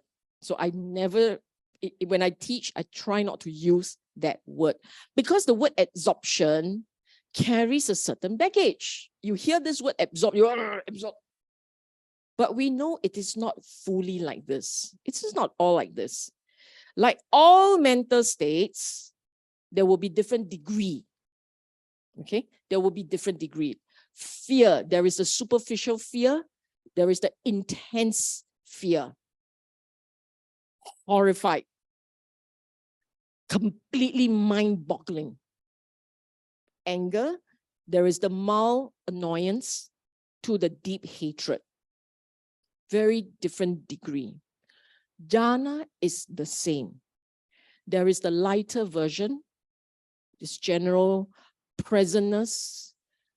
The mind doesn't drift, it doesn't float all over. It's not drifting all over the place, it's aware, it's present, it is clear, and it always comes with lightness, joy. If you tell me I have absorption but no joy, I don't know what you're absorbed with, because that was not how the Buddha explained it. Okay.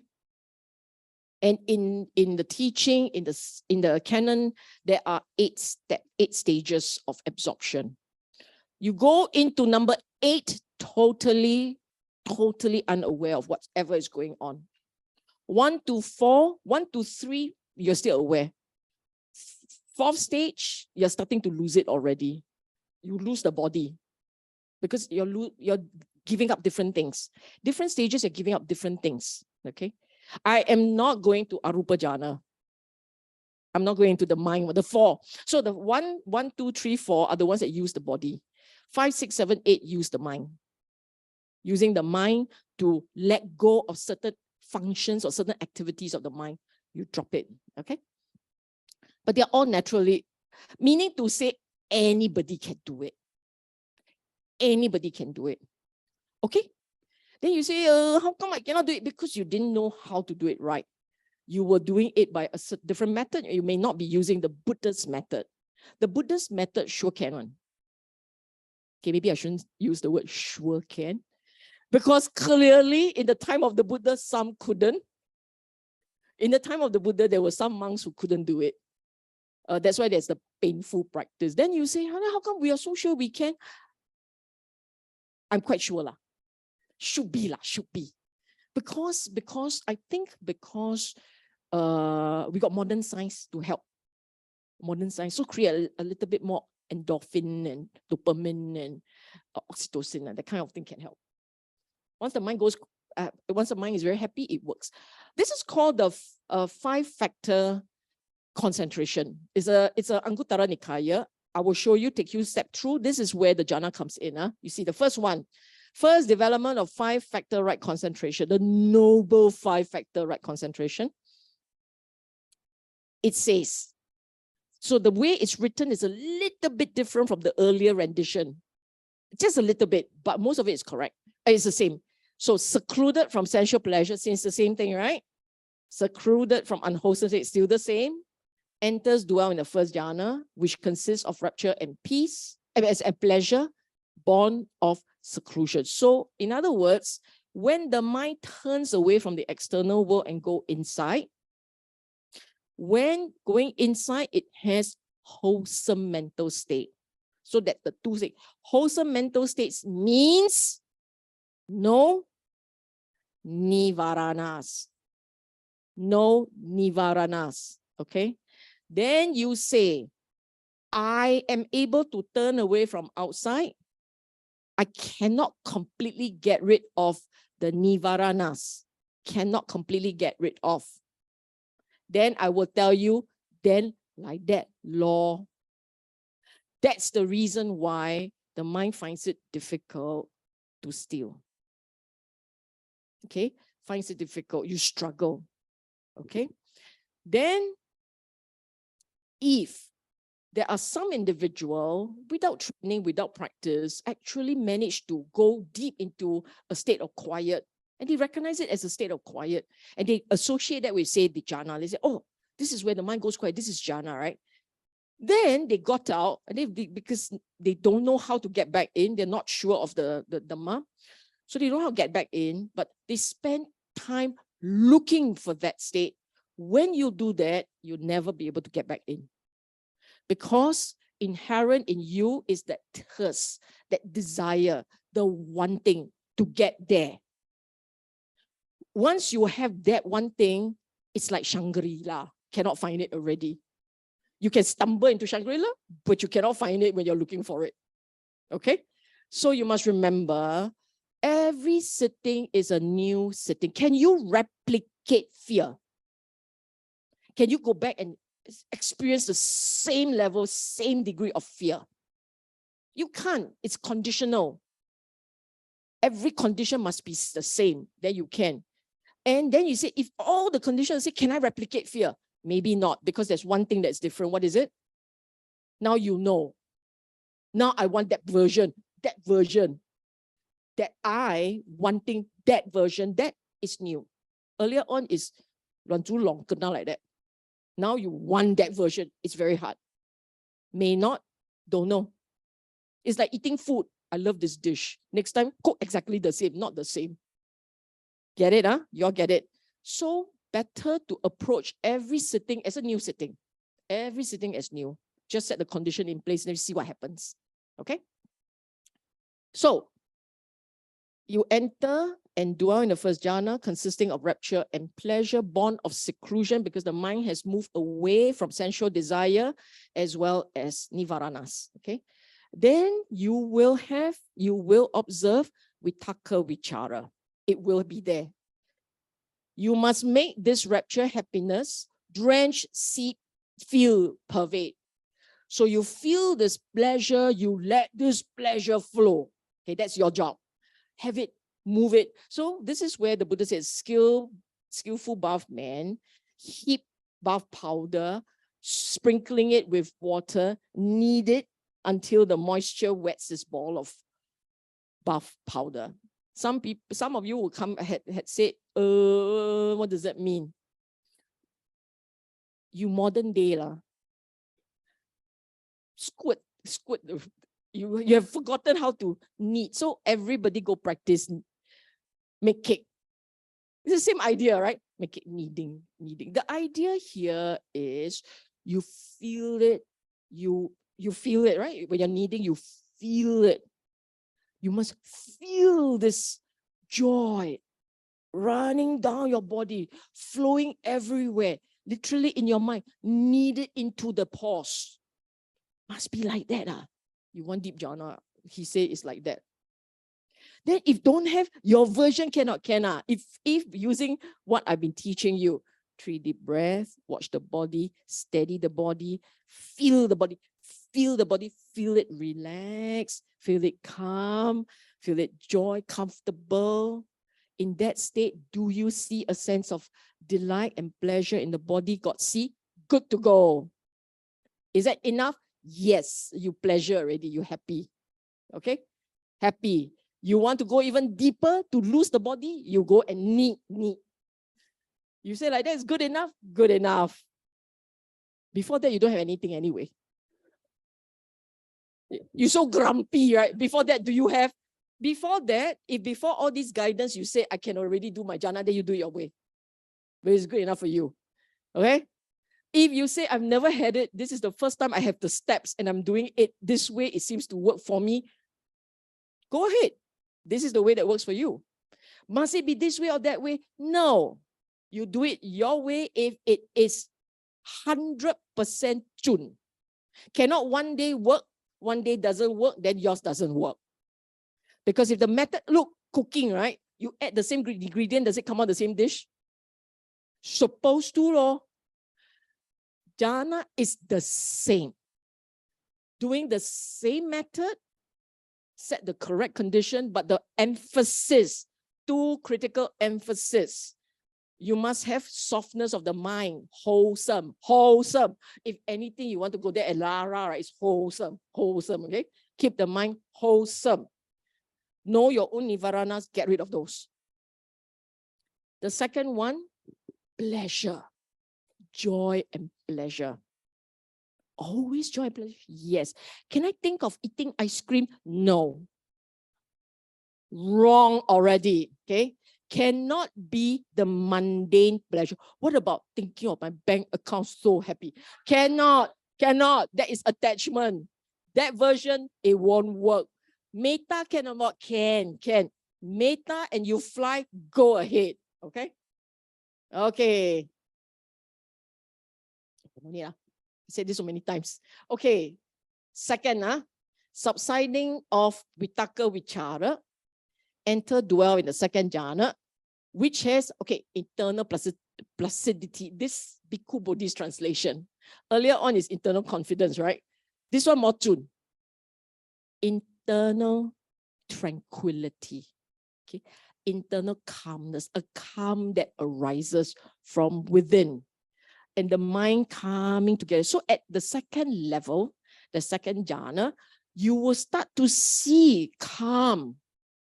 Still got joy? Yes, because it still has rapture and happiness. So earlier on in your setting, some of you possibly experiencing second jhana. Okay?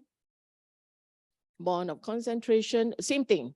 So this one says there might be a lake, water welling from within. There is no external inflow inject, but it's like boiling from within. Sometimes the body starts to rock. Have you all experienced it before? Sometimes it's just feel vibration. I remembered Yan told me there was, okay, I shouldn't say Yan, but someone told me, delete, that I think it was her actually, come to think of it, I think it was her, that someone rocked so much she felt toppled over. I think it was her who told me this story. Someone rocked so much and toppled over. And I was like, oh wow, this is the body rocking. Some no rock, some just vibrate. Must it be like that? Some like that, some very gentle, very mild, feel it lightly only. But whatever it is, you have a bodily sensation. Okay? Then the Buddha says, so water coming from, welling from within. Okay, third, fading away of rapture. A bhikkhu dwell, equanimous. First mention, specific mention of upekkha. Okay? Equanimous, sati, mindfulness, with clear comprehension. Therefore, in jhana, there is awareness. Okay? If someone says jhana got awareness, no awareness, what did the Buddha say? Got awareness. Okay? Clearly, not only awareness, clear awareness. Clear, sharp awareness. But experiences pleasure with body. Still. Enters, dwells in the third jhana, of which the noble ones declare he is equanimous, he is mindful, one who dwells happily. So you say, why like this? Such a rather odd way of saying things. What it means is you're getting into this state. This is the state where the regular Arya live life. The regular Arya, the noble ones, right? The ones who are enlightened, this is the closest you come to experiencing their type of state of mind. In the third jhana, where the mind is clear, mindful, upekkha, clear, mindful, and very upekkha, right? And happy. There is a lightness in their heart all the time. This is the Arya's mind. That's why it says, where the noble ones say, he is one who is like this, this, and that. He is equanimous, mindful, dwell happily. Okay? Up until this point. He makes the happiness diverse. So he allows, this is, the happiness here refers to the joy, the lightness of the mind. You don't feel the body very much anymore. You feel the mind. He makes this happiness, so it's very soft. The lightness here is soft, it's gentle. And the same thing, allow this happiness to feel this body, feel like everything, feel. Just as in the pond of, don't worry about the colors. It's their way of saying it's a beautiful pond. Just as in a pond of beautiful lotuses, some lotuses that are born and grow in the water might thrive, immerse in the water without rising out of it. Cool water would drench, steep, feel, pervade them, tip to roots, the entire lotus. Why use lotus? It's a very beautiful, pure state of mind. This is the mind that is beautiful, very pure, have happiness, lightness, and it feels cool, quiet, calm, tranquil. It's not moving. So it's a very still, quiet state. Effortless. No colors here, nothing colorful, no explosion, no nothing. It's just a state of quiet and stillness, but very aware. Yes.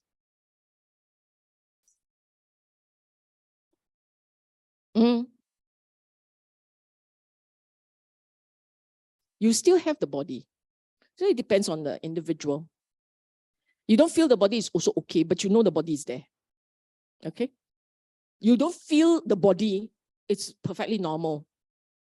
But you know it's there. That span of it is there. Basically, you are enveloped in a sensation of coolness. He used water. Water. So it's cool.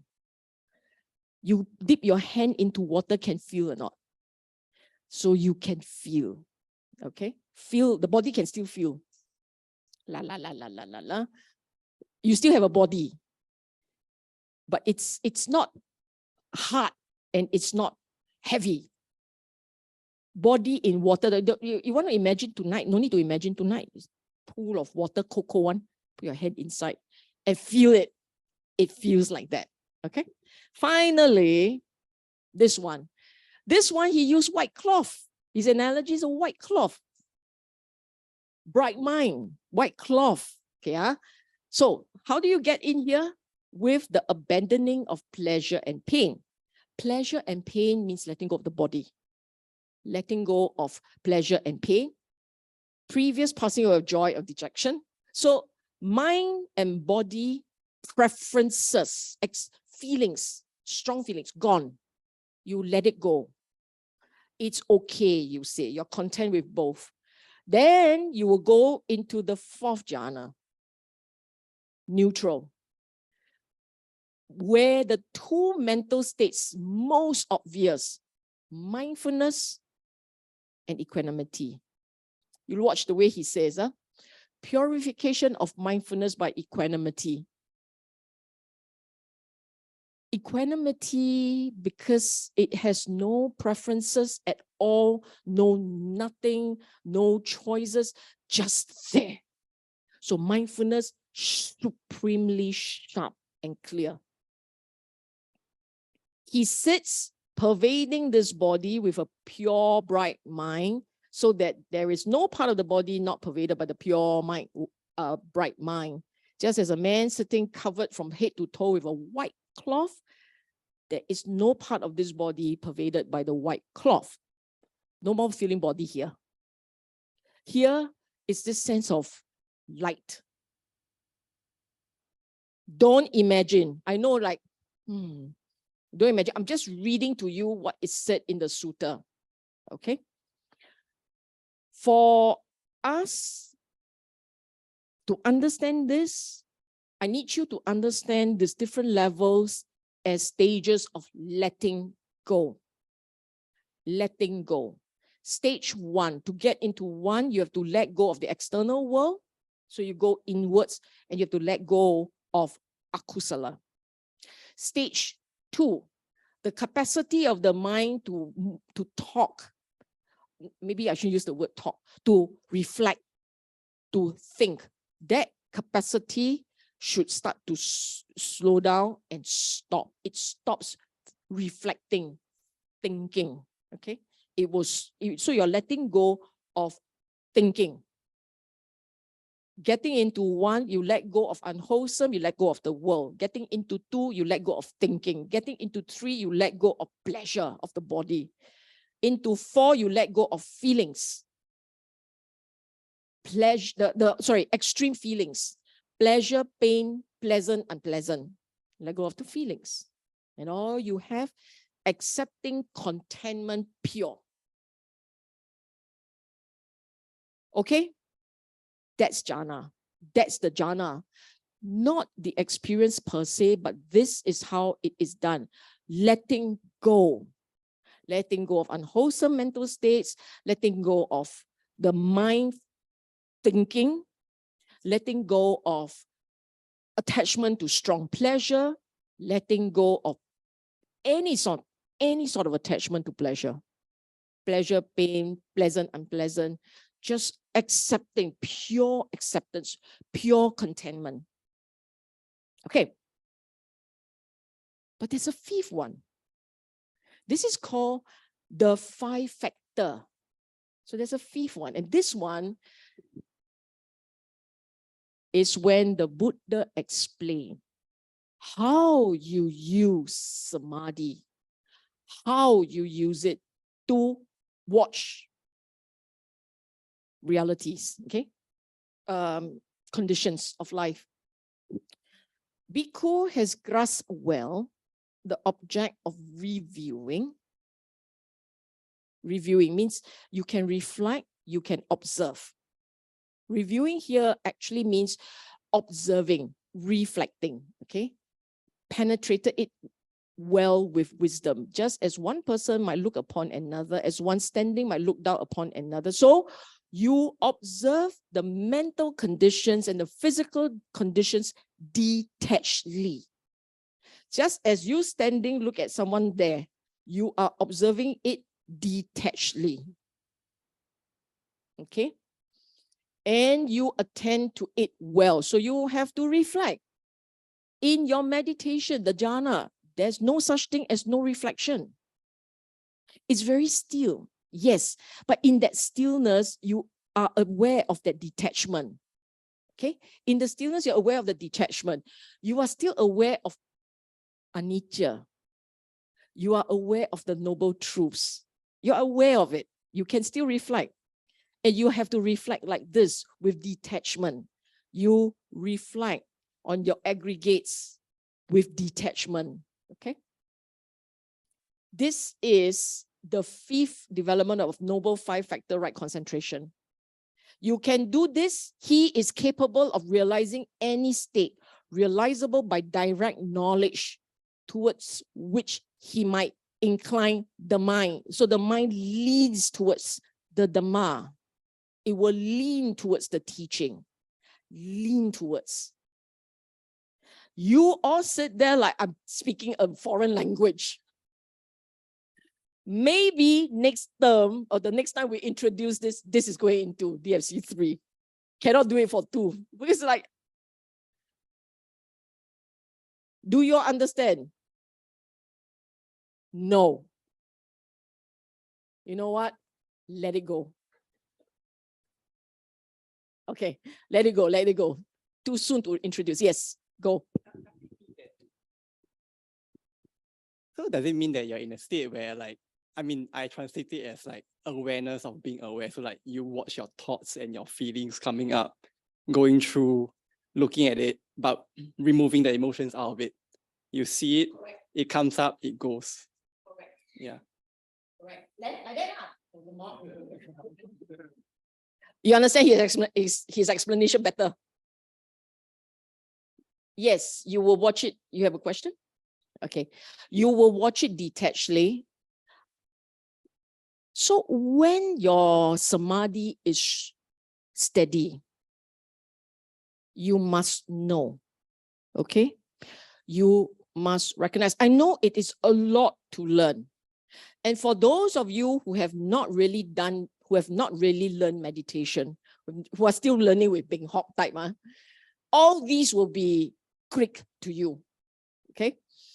What the Buddha is describing are states of mind, something you will experience. If you recognize anything I say, it means you have had a personal experience with that. If you don't recognize what I've said, it's okay. It means in your practice, you haven't experienced it yet. That's all. You said, can I try an understanding through reasoning? No, you cannot reason your way to understanding this. You have to experience it yourself. Okay?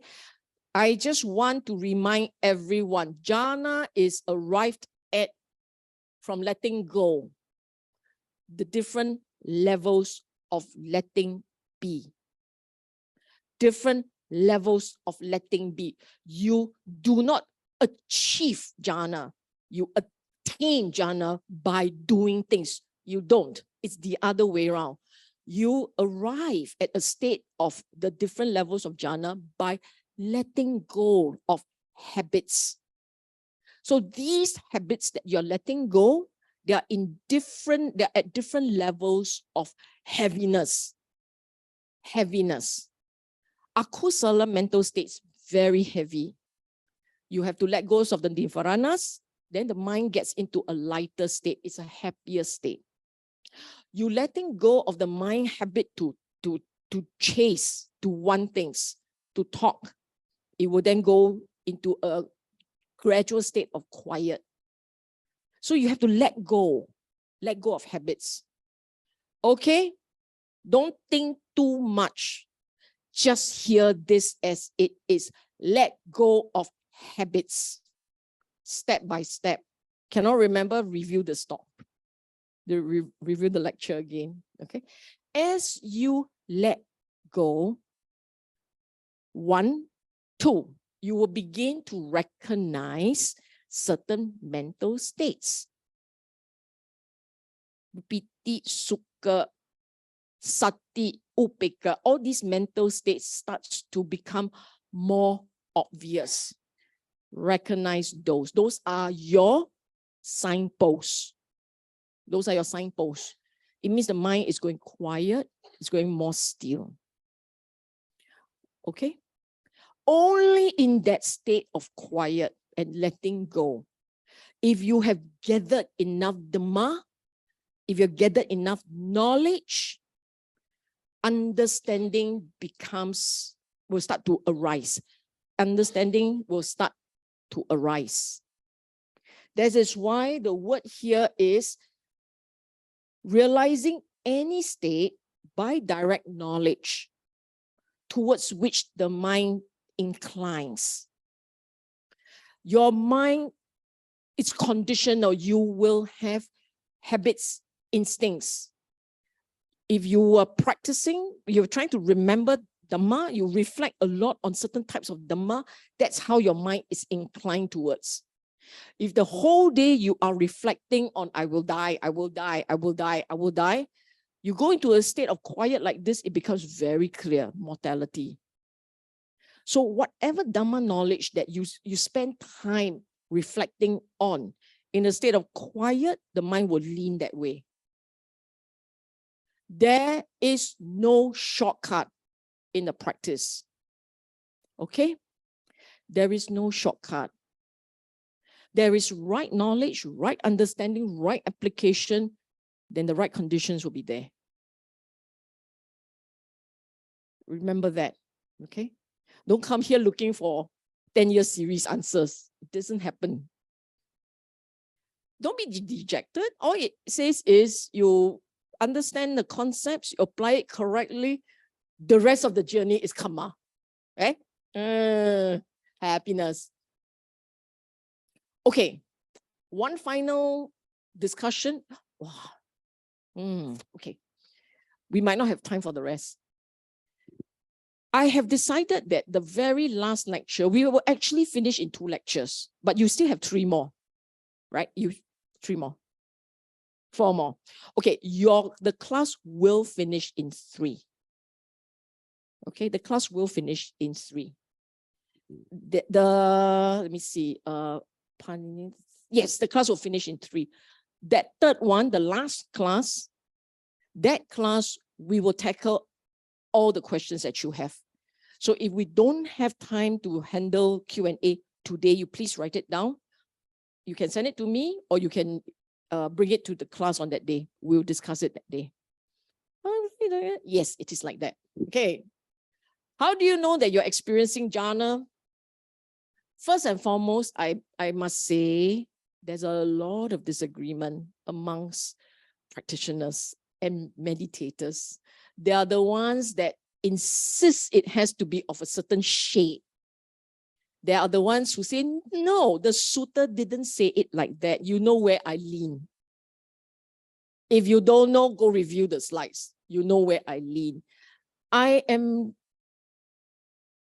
lean that way because for me, this notion of jhana is not an end in itself. Jhana is not an end in itself. It is a means to an end. And the end is realization, insight, understanding, letting go. That's the end. Which state of experience will enable you to feel good, to understand whatever is going on in the mind, and eventually to let go? Actually, you don't need the deep still ones. You don't need the multicolored ones. Okay? Why do I say that? If you recall all the stories, say Anathapindika, he never did deep meditation. Went before the Buddha, listened to a Dhamma talk, got it, understood, entered the stream. You tell me, was he in deep jhana? No, right? He was listening. Was that jhana? Yes. That is enlightenment jhana. It is a form of the mind going quiet. He heard everything the Buddha said. He heard it so well, his mind could let go. His heart opened. He heard the teaching. And when he was able to hear it, done. So do not get too anxious about the deep stillness. Cannot. But you must recognize the state of mind that goes quiet and therefore able to reflect on the Dhamma detachedly. How do I know? You will know when the time comes. But how would I know? You got sit or not? Did you even sit? Did you even try? Did you go by this method? You didn't, then you want what? Model answer. It won't work. You have to go through it, okay? Just do it this way. You will never know. Do it this way, okay? But there must be a cluster of states. So I'll just give you all the states. You just see it for yourself. There must be sila, right? Viriya, sila, you call it rapture, pleasure, accompanied by thought examination, i.e., so it's a directed reflection. Whether it's reflection or it's just watch the body stay, the breath, whatever it is. That one is vitaka vichara. Okay. Second level, this vitaka vichara means the mind stops thinking. It stops. Is there awareness? Yes. Is there awareness of thought arising? Yes. Thought can arise, and you know, but it's a reflection. And it's not trying to think. It's just arising and then it fades away. And but you're aware, okay? there is calm, heightened and clear awareness, and strong positive feelings. I put the word confidence because there is that translation about internal confidence by Nyana Molly. I think there is, because the mind is so sure, it's so clear, it's that, oh, I know this, I feel good here. But the word confidence, I'm not sure. You just feel that way. You feel that you recognize the state. If you have doubt, it is not second jhana, for sure. If there is a rising of, is this it? I'm not sure. Not second jhana. Okay? Then dwells equanimous, mindful, clearly comprehending, experiencing pleasure in the body. You go into the third, and this is the state that the Arya will feel. This is how they live their life. They are very upekkha, they are very detached. There's sharp mindfulness, there is joy. Okay. And finally, the last one, abandoning of pleasure, pain. You get in there only when you let go of feelings. Differences in feelings. Passing away joy, purification of mindfulness by equanimity. There's deep contentment in that state. Okay.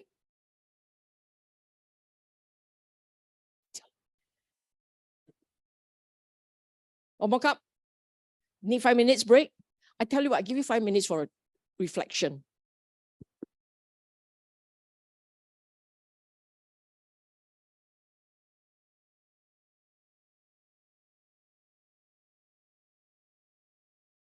I know you all have a lot of questions. So I tell you what, when we're done with this class, when we are done recording and all, I will stay back. You all got questions and come and ask. And we all learn together, okay?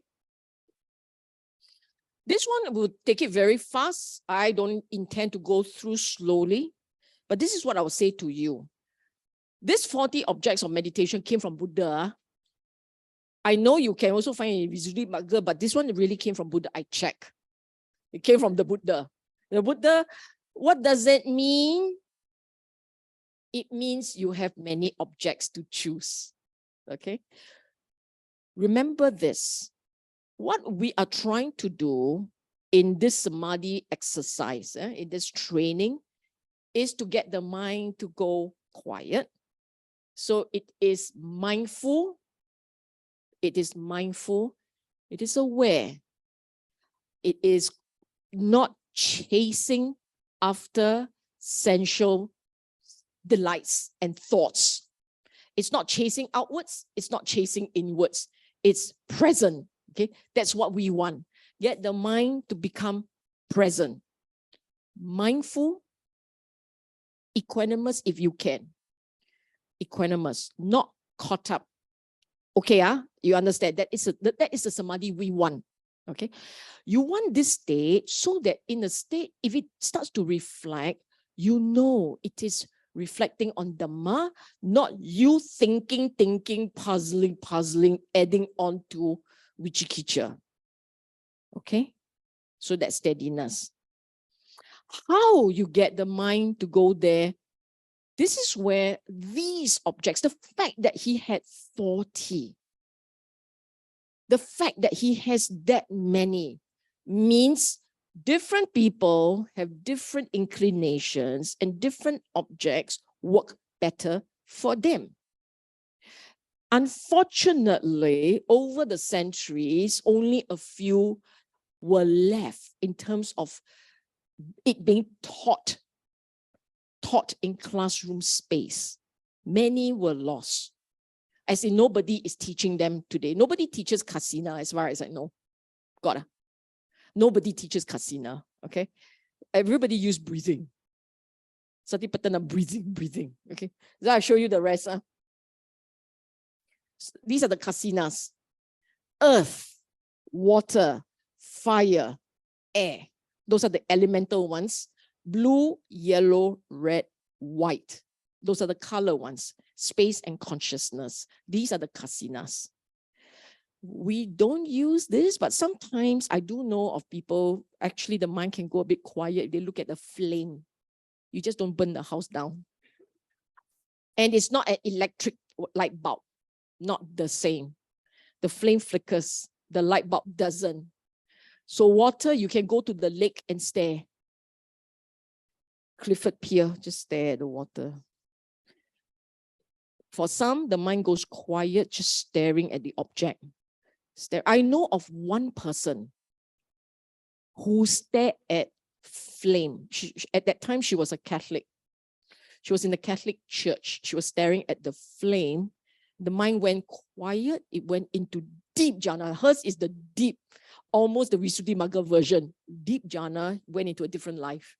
She told me the whole story of how she became a Buddhist. It's partly because she saw another life. In fact, in that life, she saw the crematorium. So for her, it was like a shock to her system. And she awoke to the realization that there are lives. So for her, it's the only case I know into deep jhana using flame, but no training. At that time, she was a Catholic. She has no training. It's likely that in a different time, I suspect in a different time, it was more common to use flame. Why? Because that's your night light, what? They sit around the campfire and that's your light. So today, not very much. Came from this sutta. Okay. The next lot deals with decomposing body. And again, in a different time, you just have to go to the cemetery and they are all there. You can pick whatever version you want. Rich people, wealthy people, they get cremated. The wealthy ones, the ones who can afford. This is ancient India. So they get cremated. Everyone else just actually dumped there and left to the elements. So you go there, you can take your pick. You want the newly dead ones. You want the ones that have passed away for quite a while. There's only the skeleton left. So they have all the version. And you look at how they're described. So clearly they are very good at this. Bloated, discolored, festering, cut out, gnaw. So the animals have arrived. Gnawed, dismembered, hacked, scattered, bleeding, worm infested, and a skeleton. Okay, so not our version. This one. Okay, the word is contemplation. What it means. So your vitakka, vichara, is used to recall the words of the Buddha. You can do that. You recall and you reflect. So don't think of the word contemplation as thinking. You recall and you reflect. The Buddha. So what you chant, Iti Piso Bhagawa Arahan Samma Sambuddha, don't do it in Pali. Because Pali is not your language. Recall in English. Okay? And you do it slowly. As you reflect, the Blessed One, the Arahan, fully enlightened, endowed with wisdom or knowledge and character. All these conduct, Vicha Charana, Vicha knowledge, Charana conduct, all these reflection in English clearly.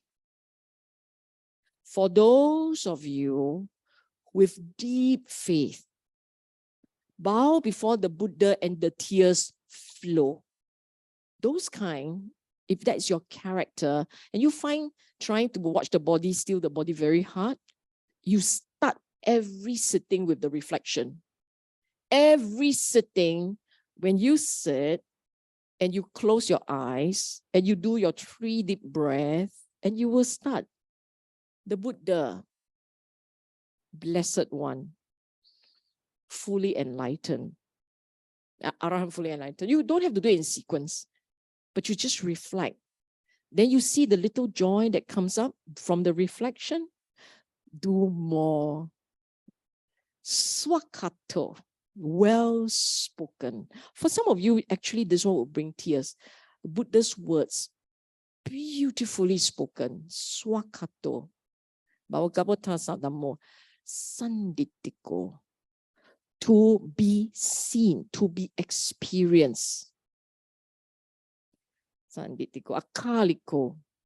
Timeless. Timeless. Centuries later, still have it, still relevant. Ehipasiko. Inviting. Drawing.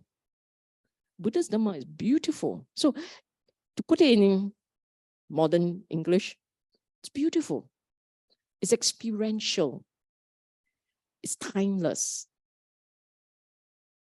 It draws, makes you feel really good to partake, to learn, to know. Makes you want to learn more, know more. Ultimately, I have to understand it by myself, realized by the wise for himself. So if you can reflect this way, and in reflecting this way, it brings out joy. Supatipano. So it goes on, all in English, all this reflection in English.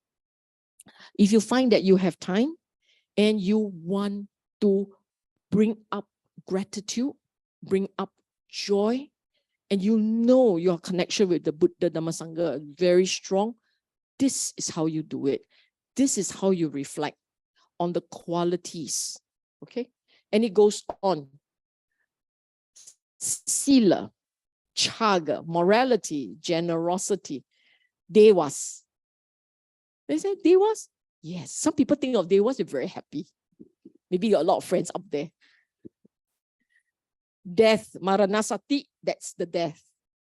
Mindfulness of the body, mindfulness of breathing, mindfulness or contemplation of calmness, watching the calm, watching the mind turning calm, mind also calm, happy, joyous, okay? These are very powerful. So contemplating, don't mistake it for thinking. It really it will require you to recall a teaching, reflect on that teaching. You suka go in any direction you want. Okay, must be a certain flow. Okay, and the idea here is when you contemplate or when you reflect, you actually feel lightness and joy. The wholesome mental states go up. Pleasure, pleasantness, it goes up. Okay. Some of you, I've mentioned to you before, faith, contemplate on faith, because that's what you will need. Some people need that. Not everybody can handle death, but it's good. This was so nice. Okay, the last 10, the Brahma Vihara. Metta, you all know. Friendliness, kindliness. Karuna's compassion, mudita, composure, upeka, equanimity. Okay, these 4 are the Brahma Vihara. Any one of them, in fact, in the sutta, by the way, in the sutta, the Buddha had taught how to meditate on these 4. There is the meditation of metta alone, and there is the meditation on all 4, one by one. You will reflect one by one, spread in all directions, then take the next one, do it in all directions. So all 4 in all directions. The formless states are what we call earlier, I told you 4 plus 4, right? This 4, infinite space, infinite consciousness, nothingness, neither perception nor non-perception. I don't teach this. I don't think you need it. I don't think you need it. If you are just gunning for enlightenment, you say, enter stream, no need lah. We just do the easier one, okay? Remember, don't scratch your nose like that. Contemplation of lobster for food, analysis of the 4 physical elements, which is what? Earth, water, fire, air. Okay, so these are the 40s. Do you all want to hang around, and because it's 5 o'clock? Do you all want, so for those of you who want to hang around and talk about your object of meditation, you can. If you want to check with me whether this can work, also you can. I will allow this period. I apologize to the ones online. Sorry, you cannot ask. So next time must come on site easier, okay? So we call it a day. Next week, one more class on wisdom. Okay. Next week, one more class. So coming Saturday, another class, wisdom. That one is going to be long. So be prepared to stay for longer. Okay. Thank you very much.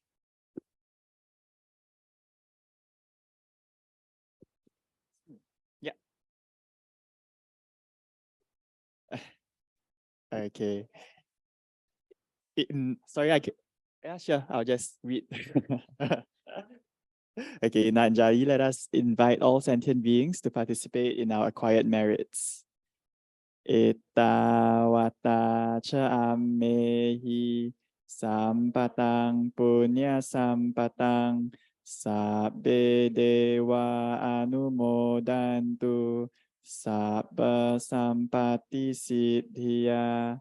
Etawata cha ammehi sampatang punya sampatang sabbe putta anumodantu sabba sampatti siddhya.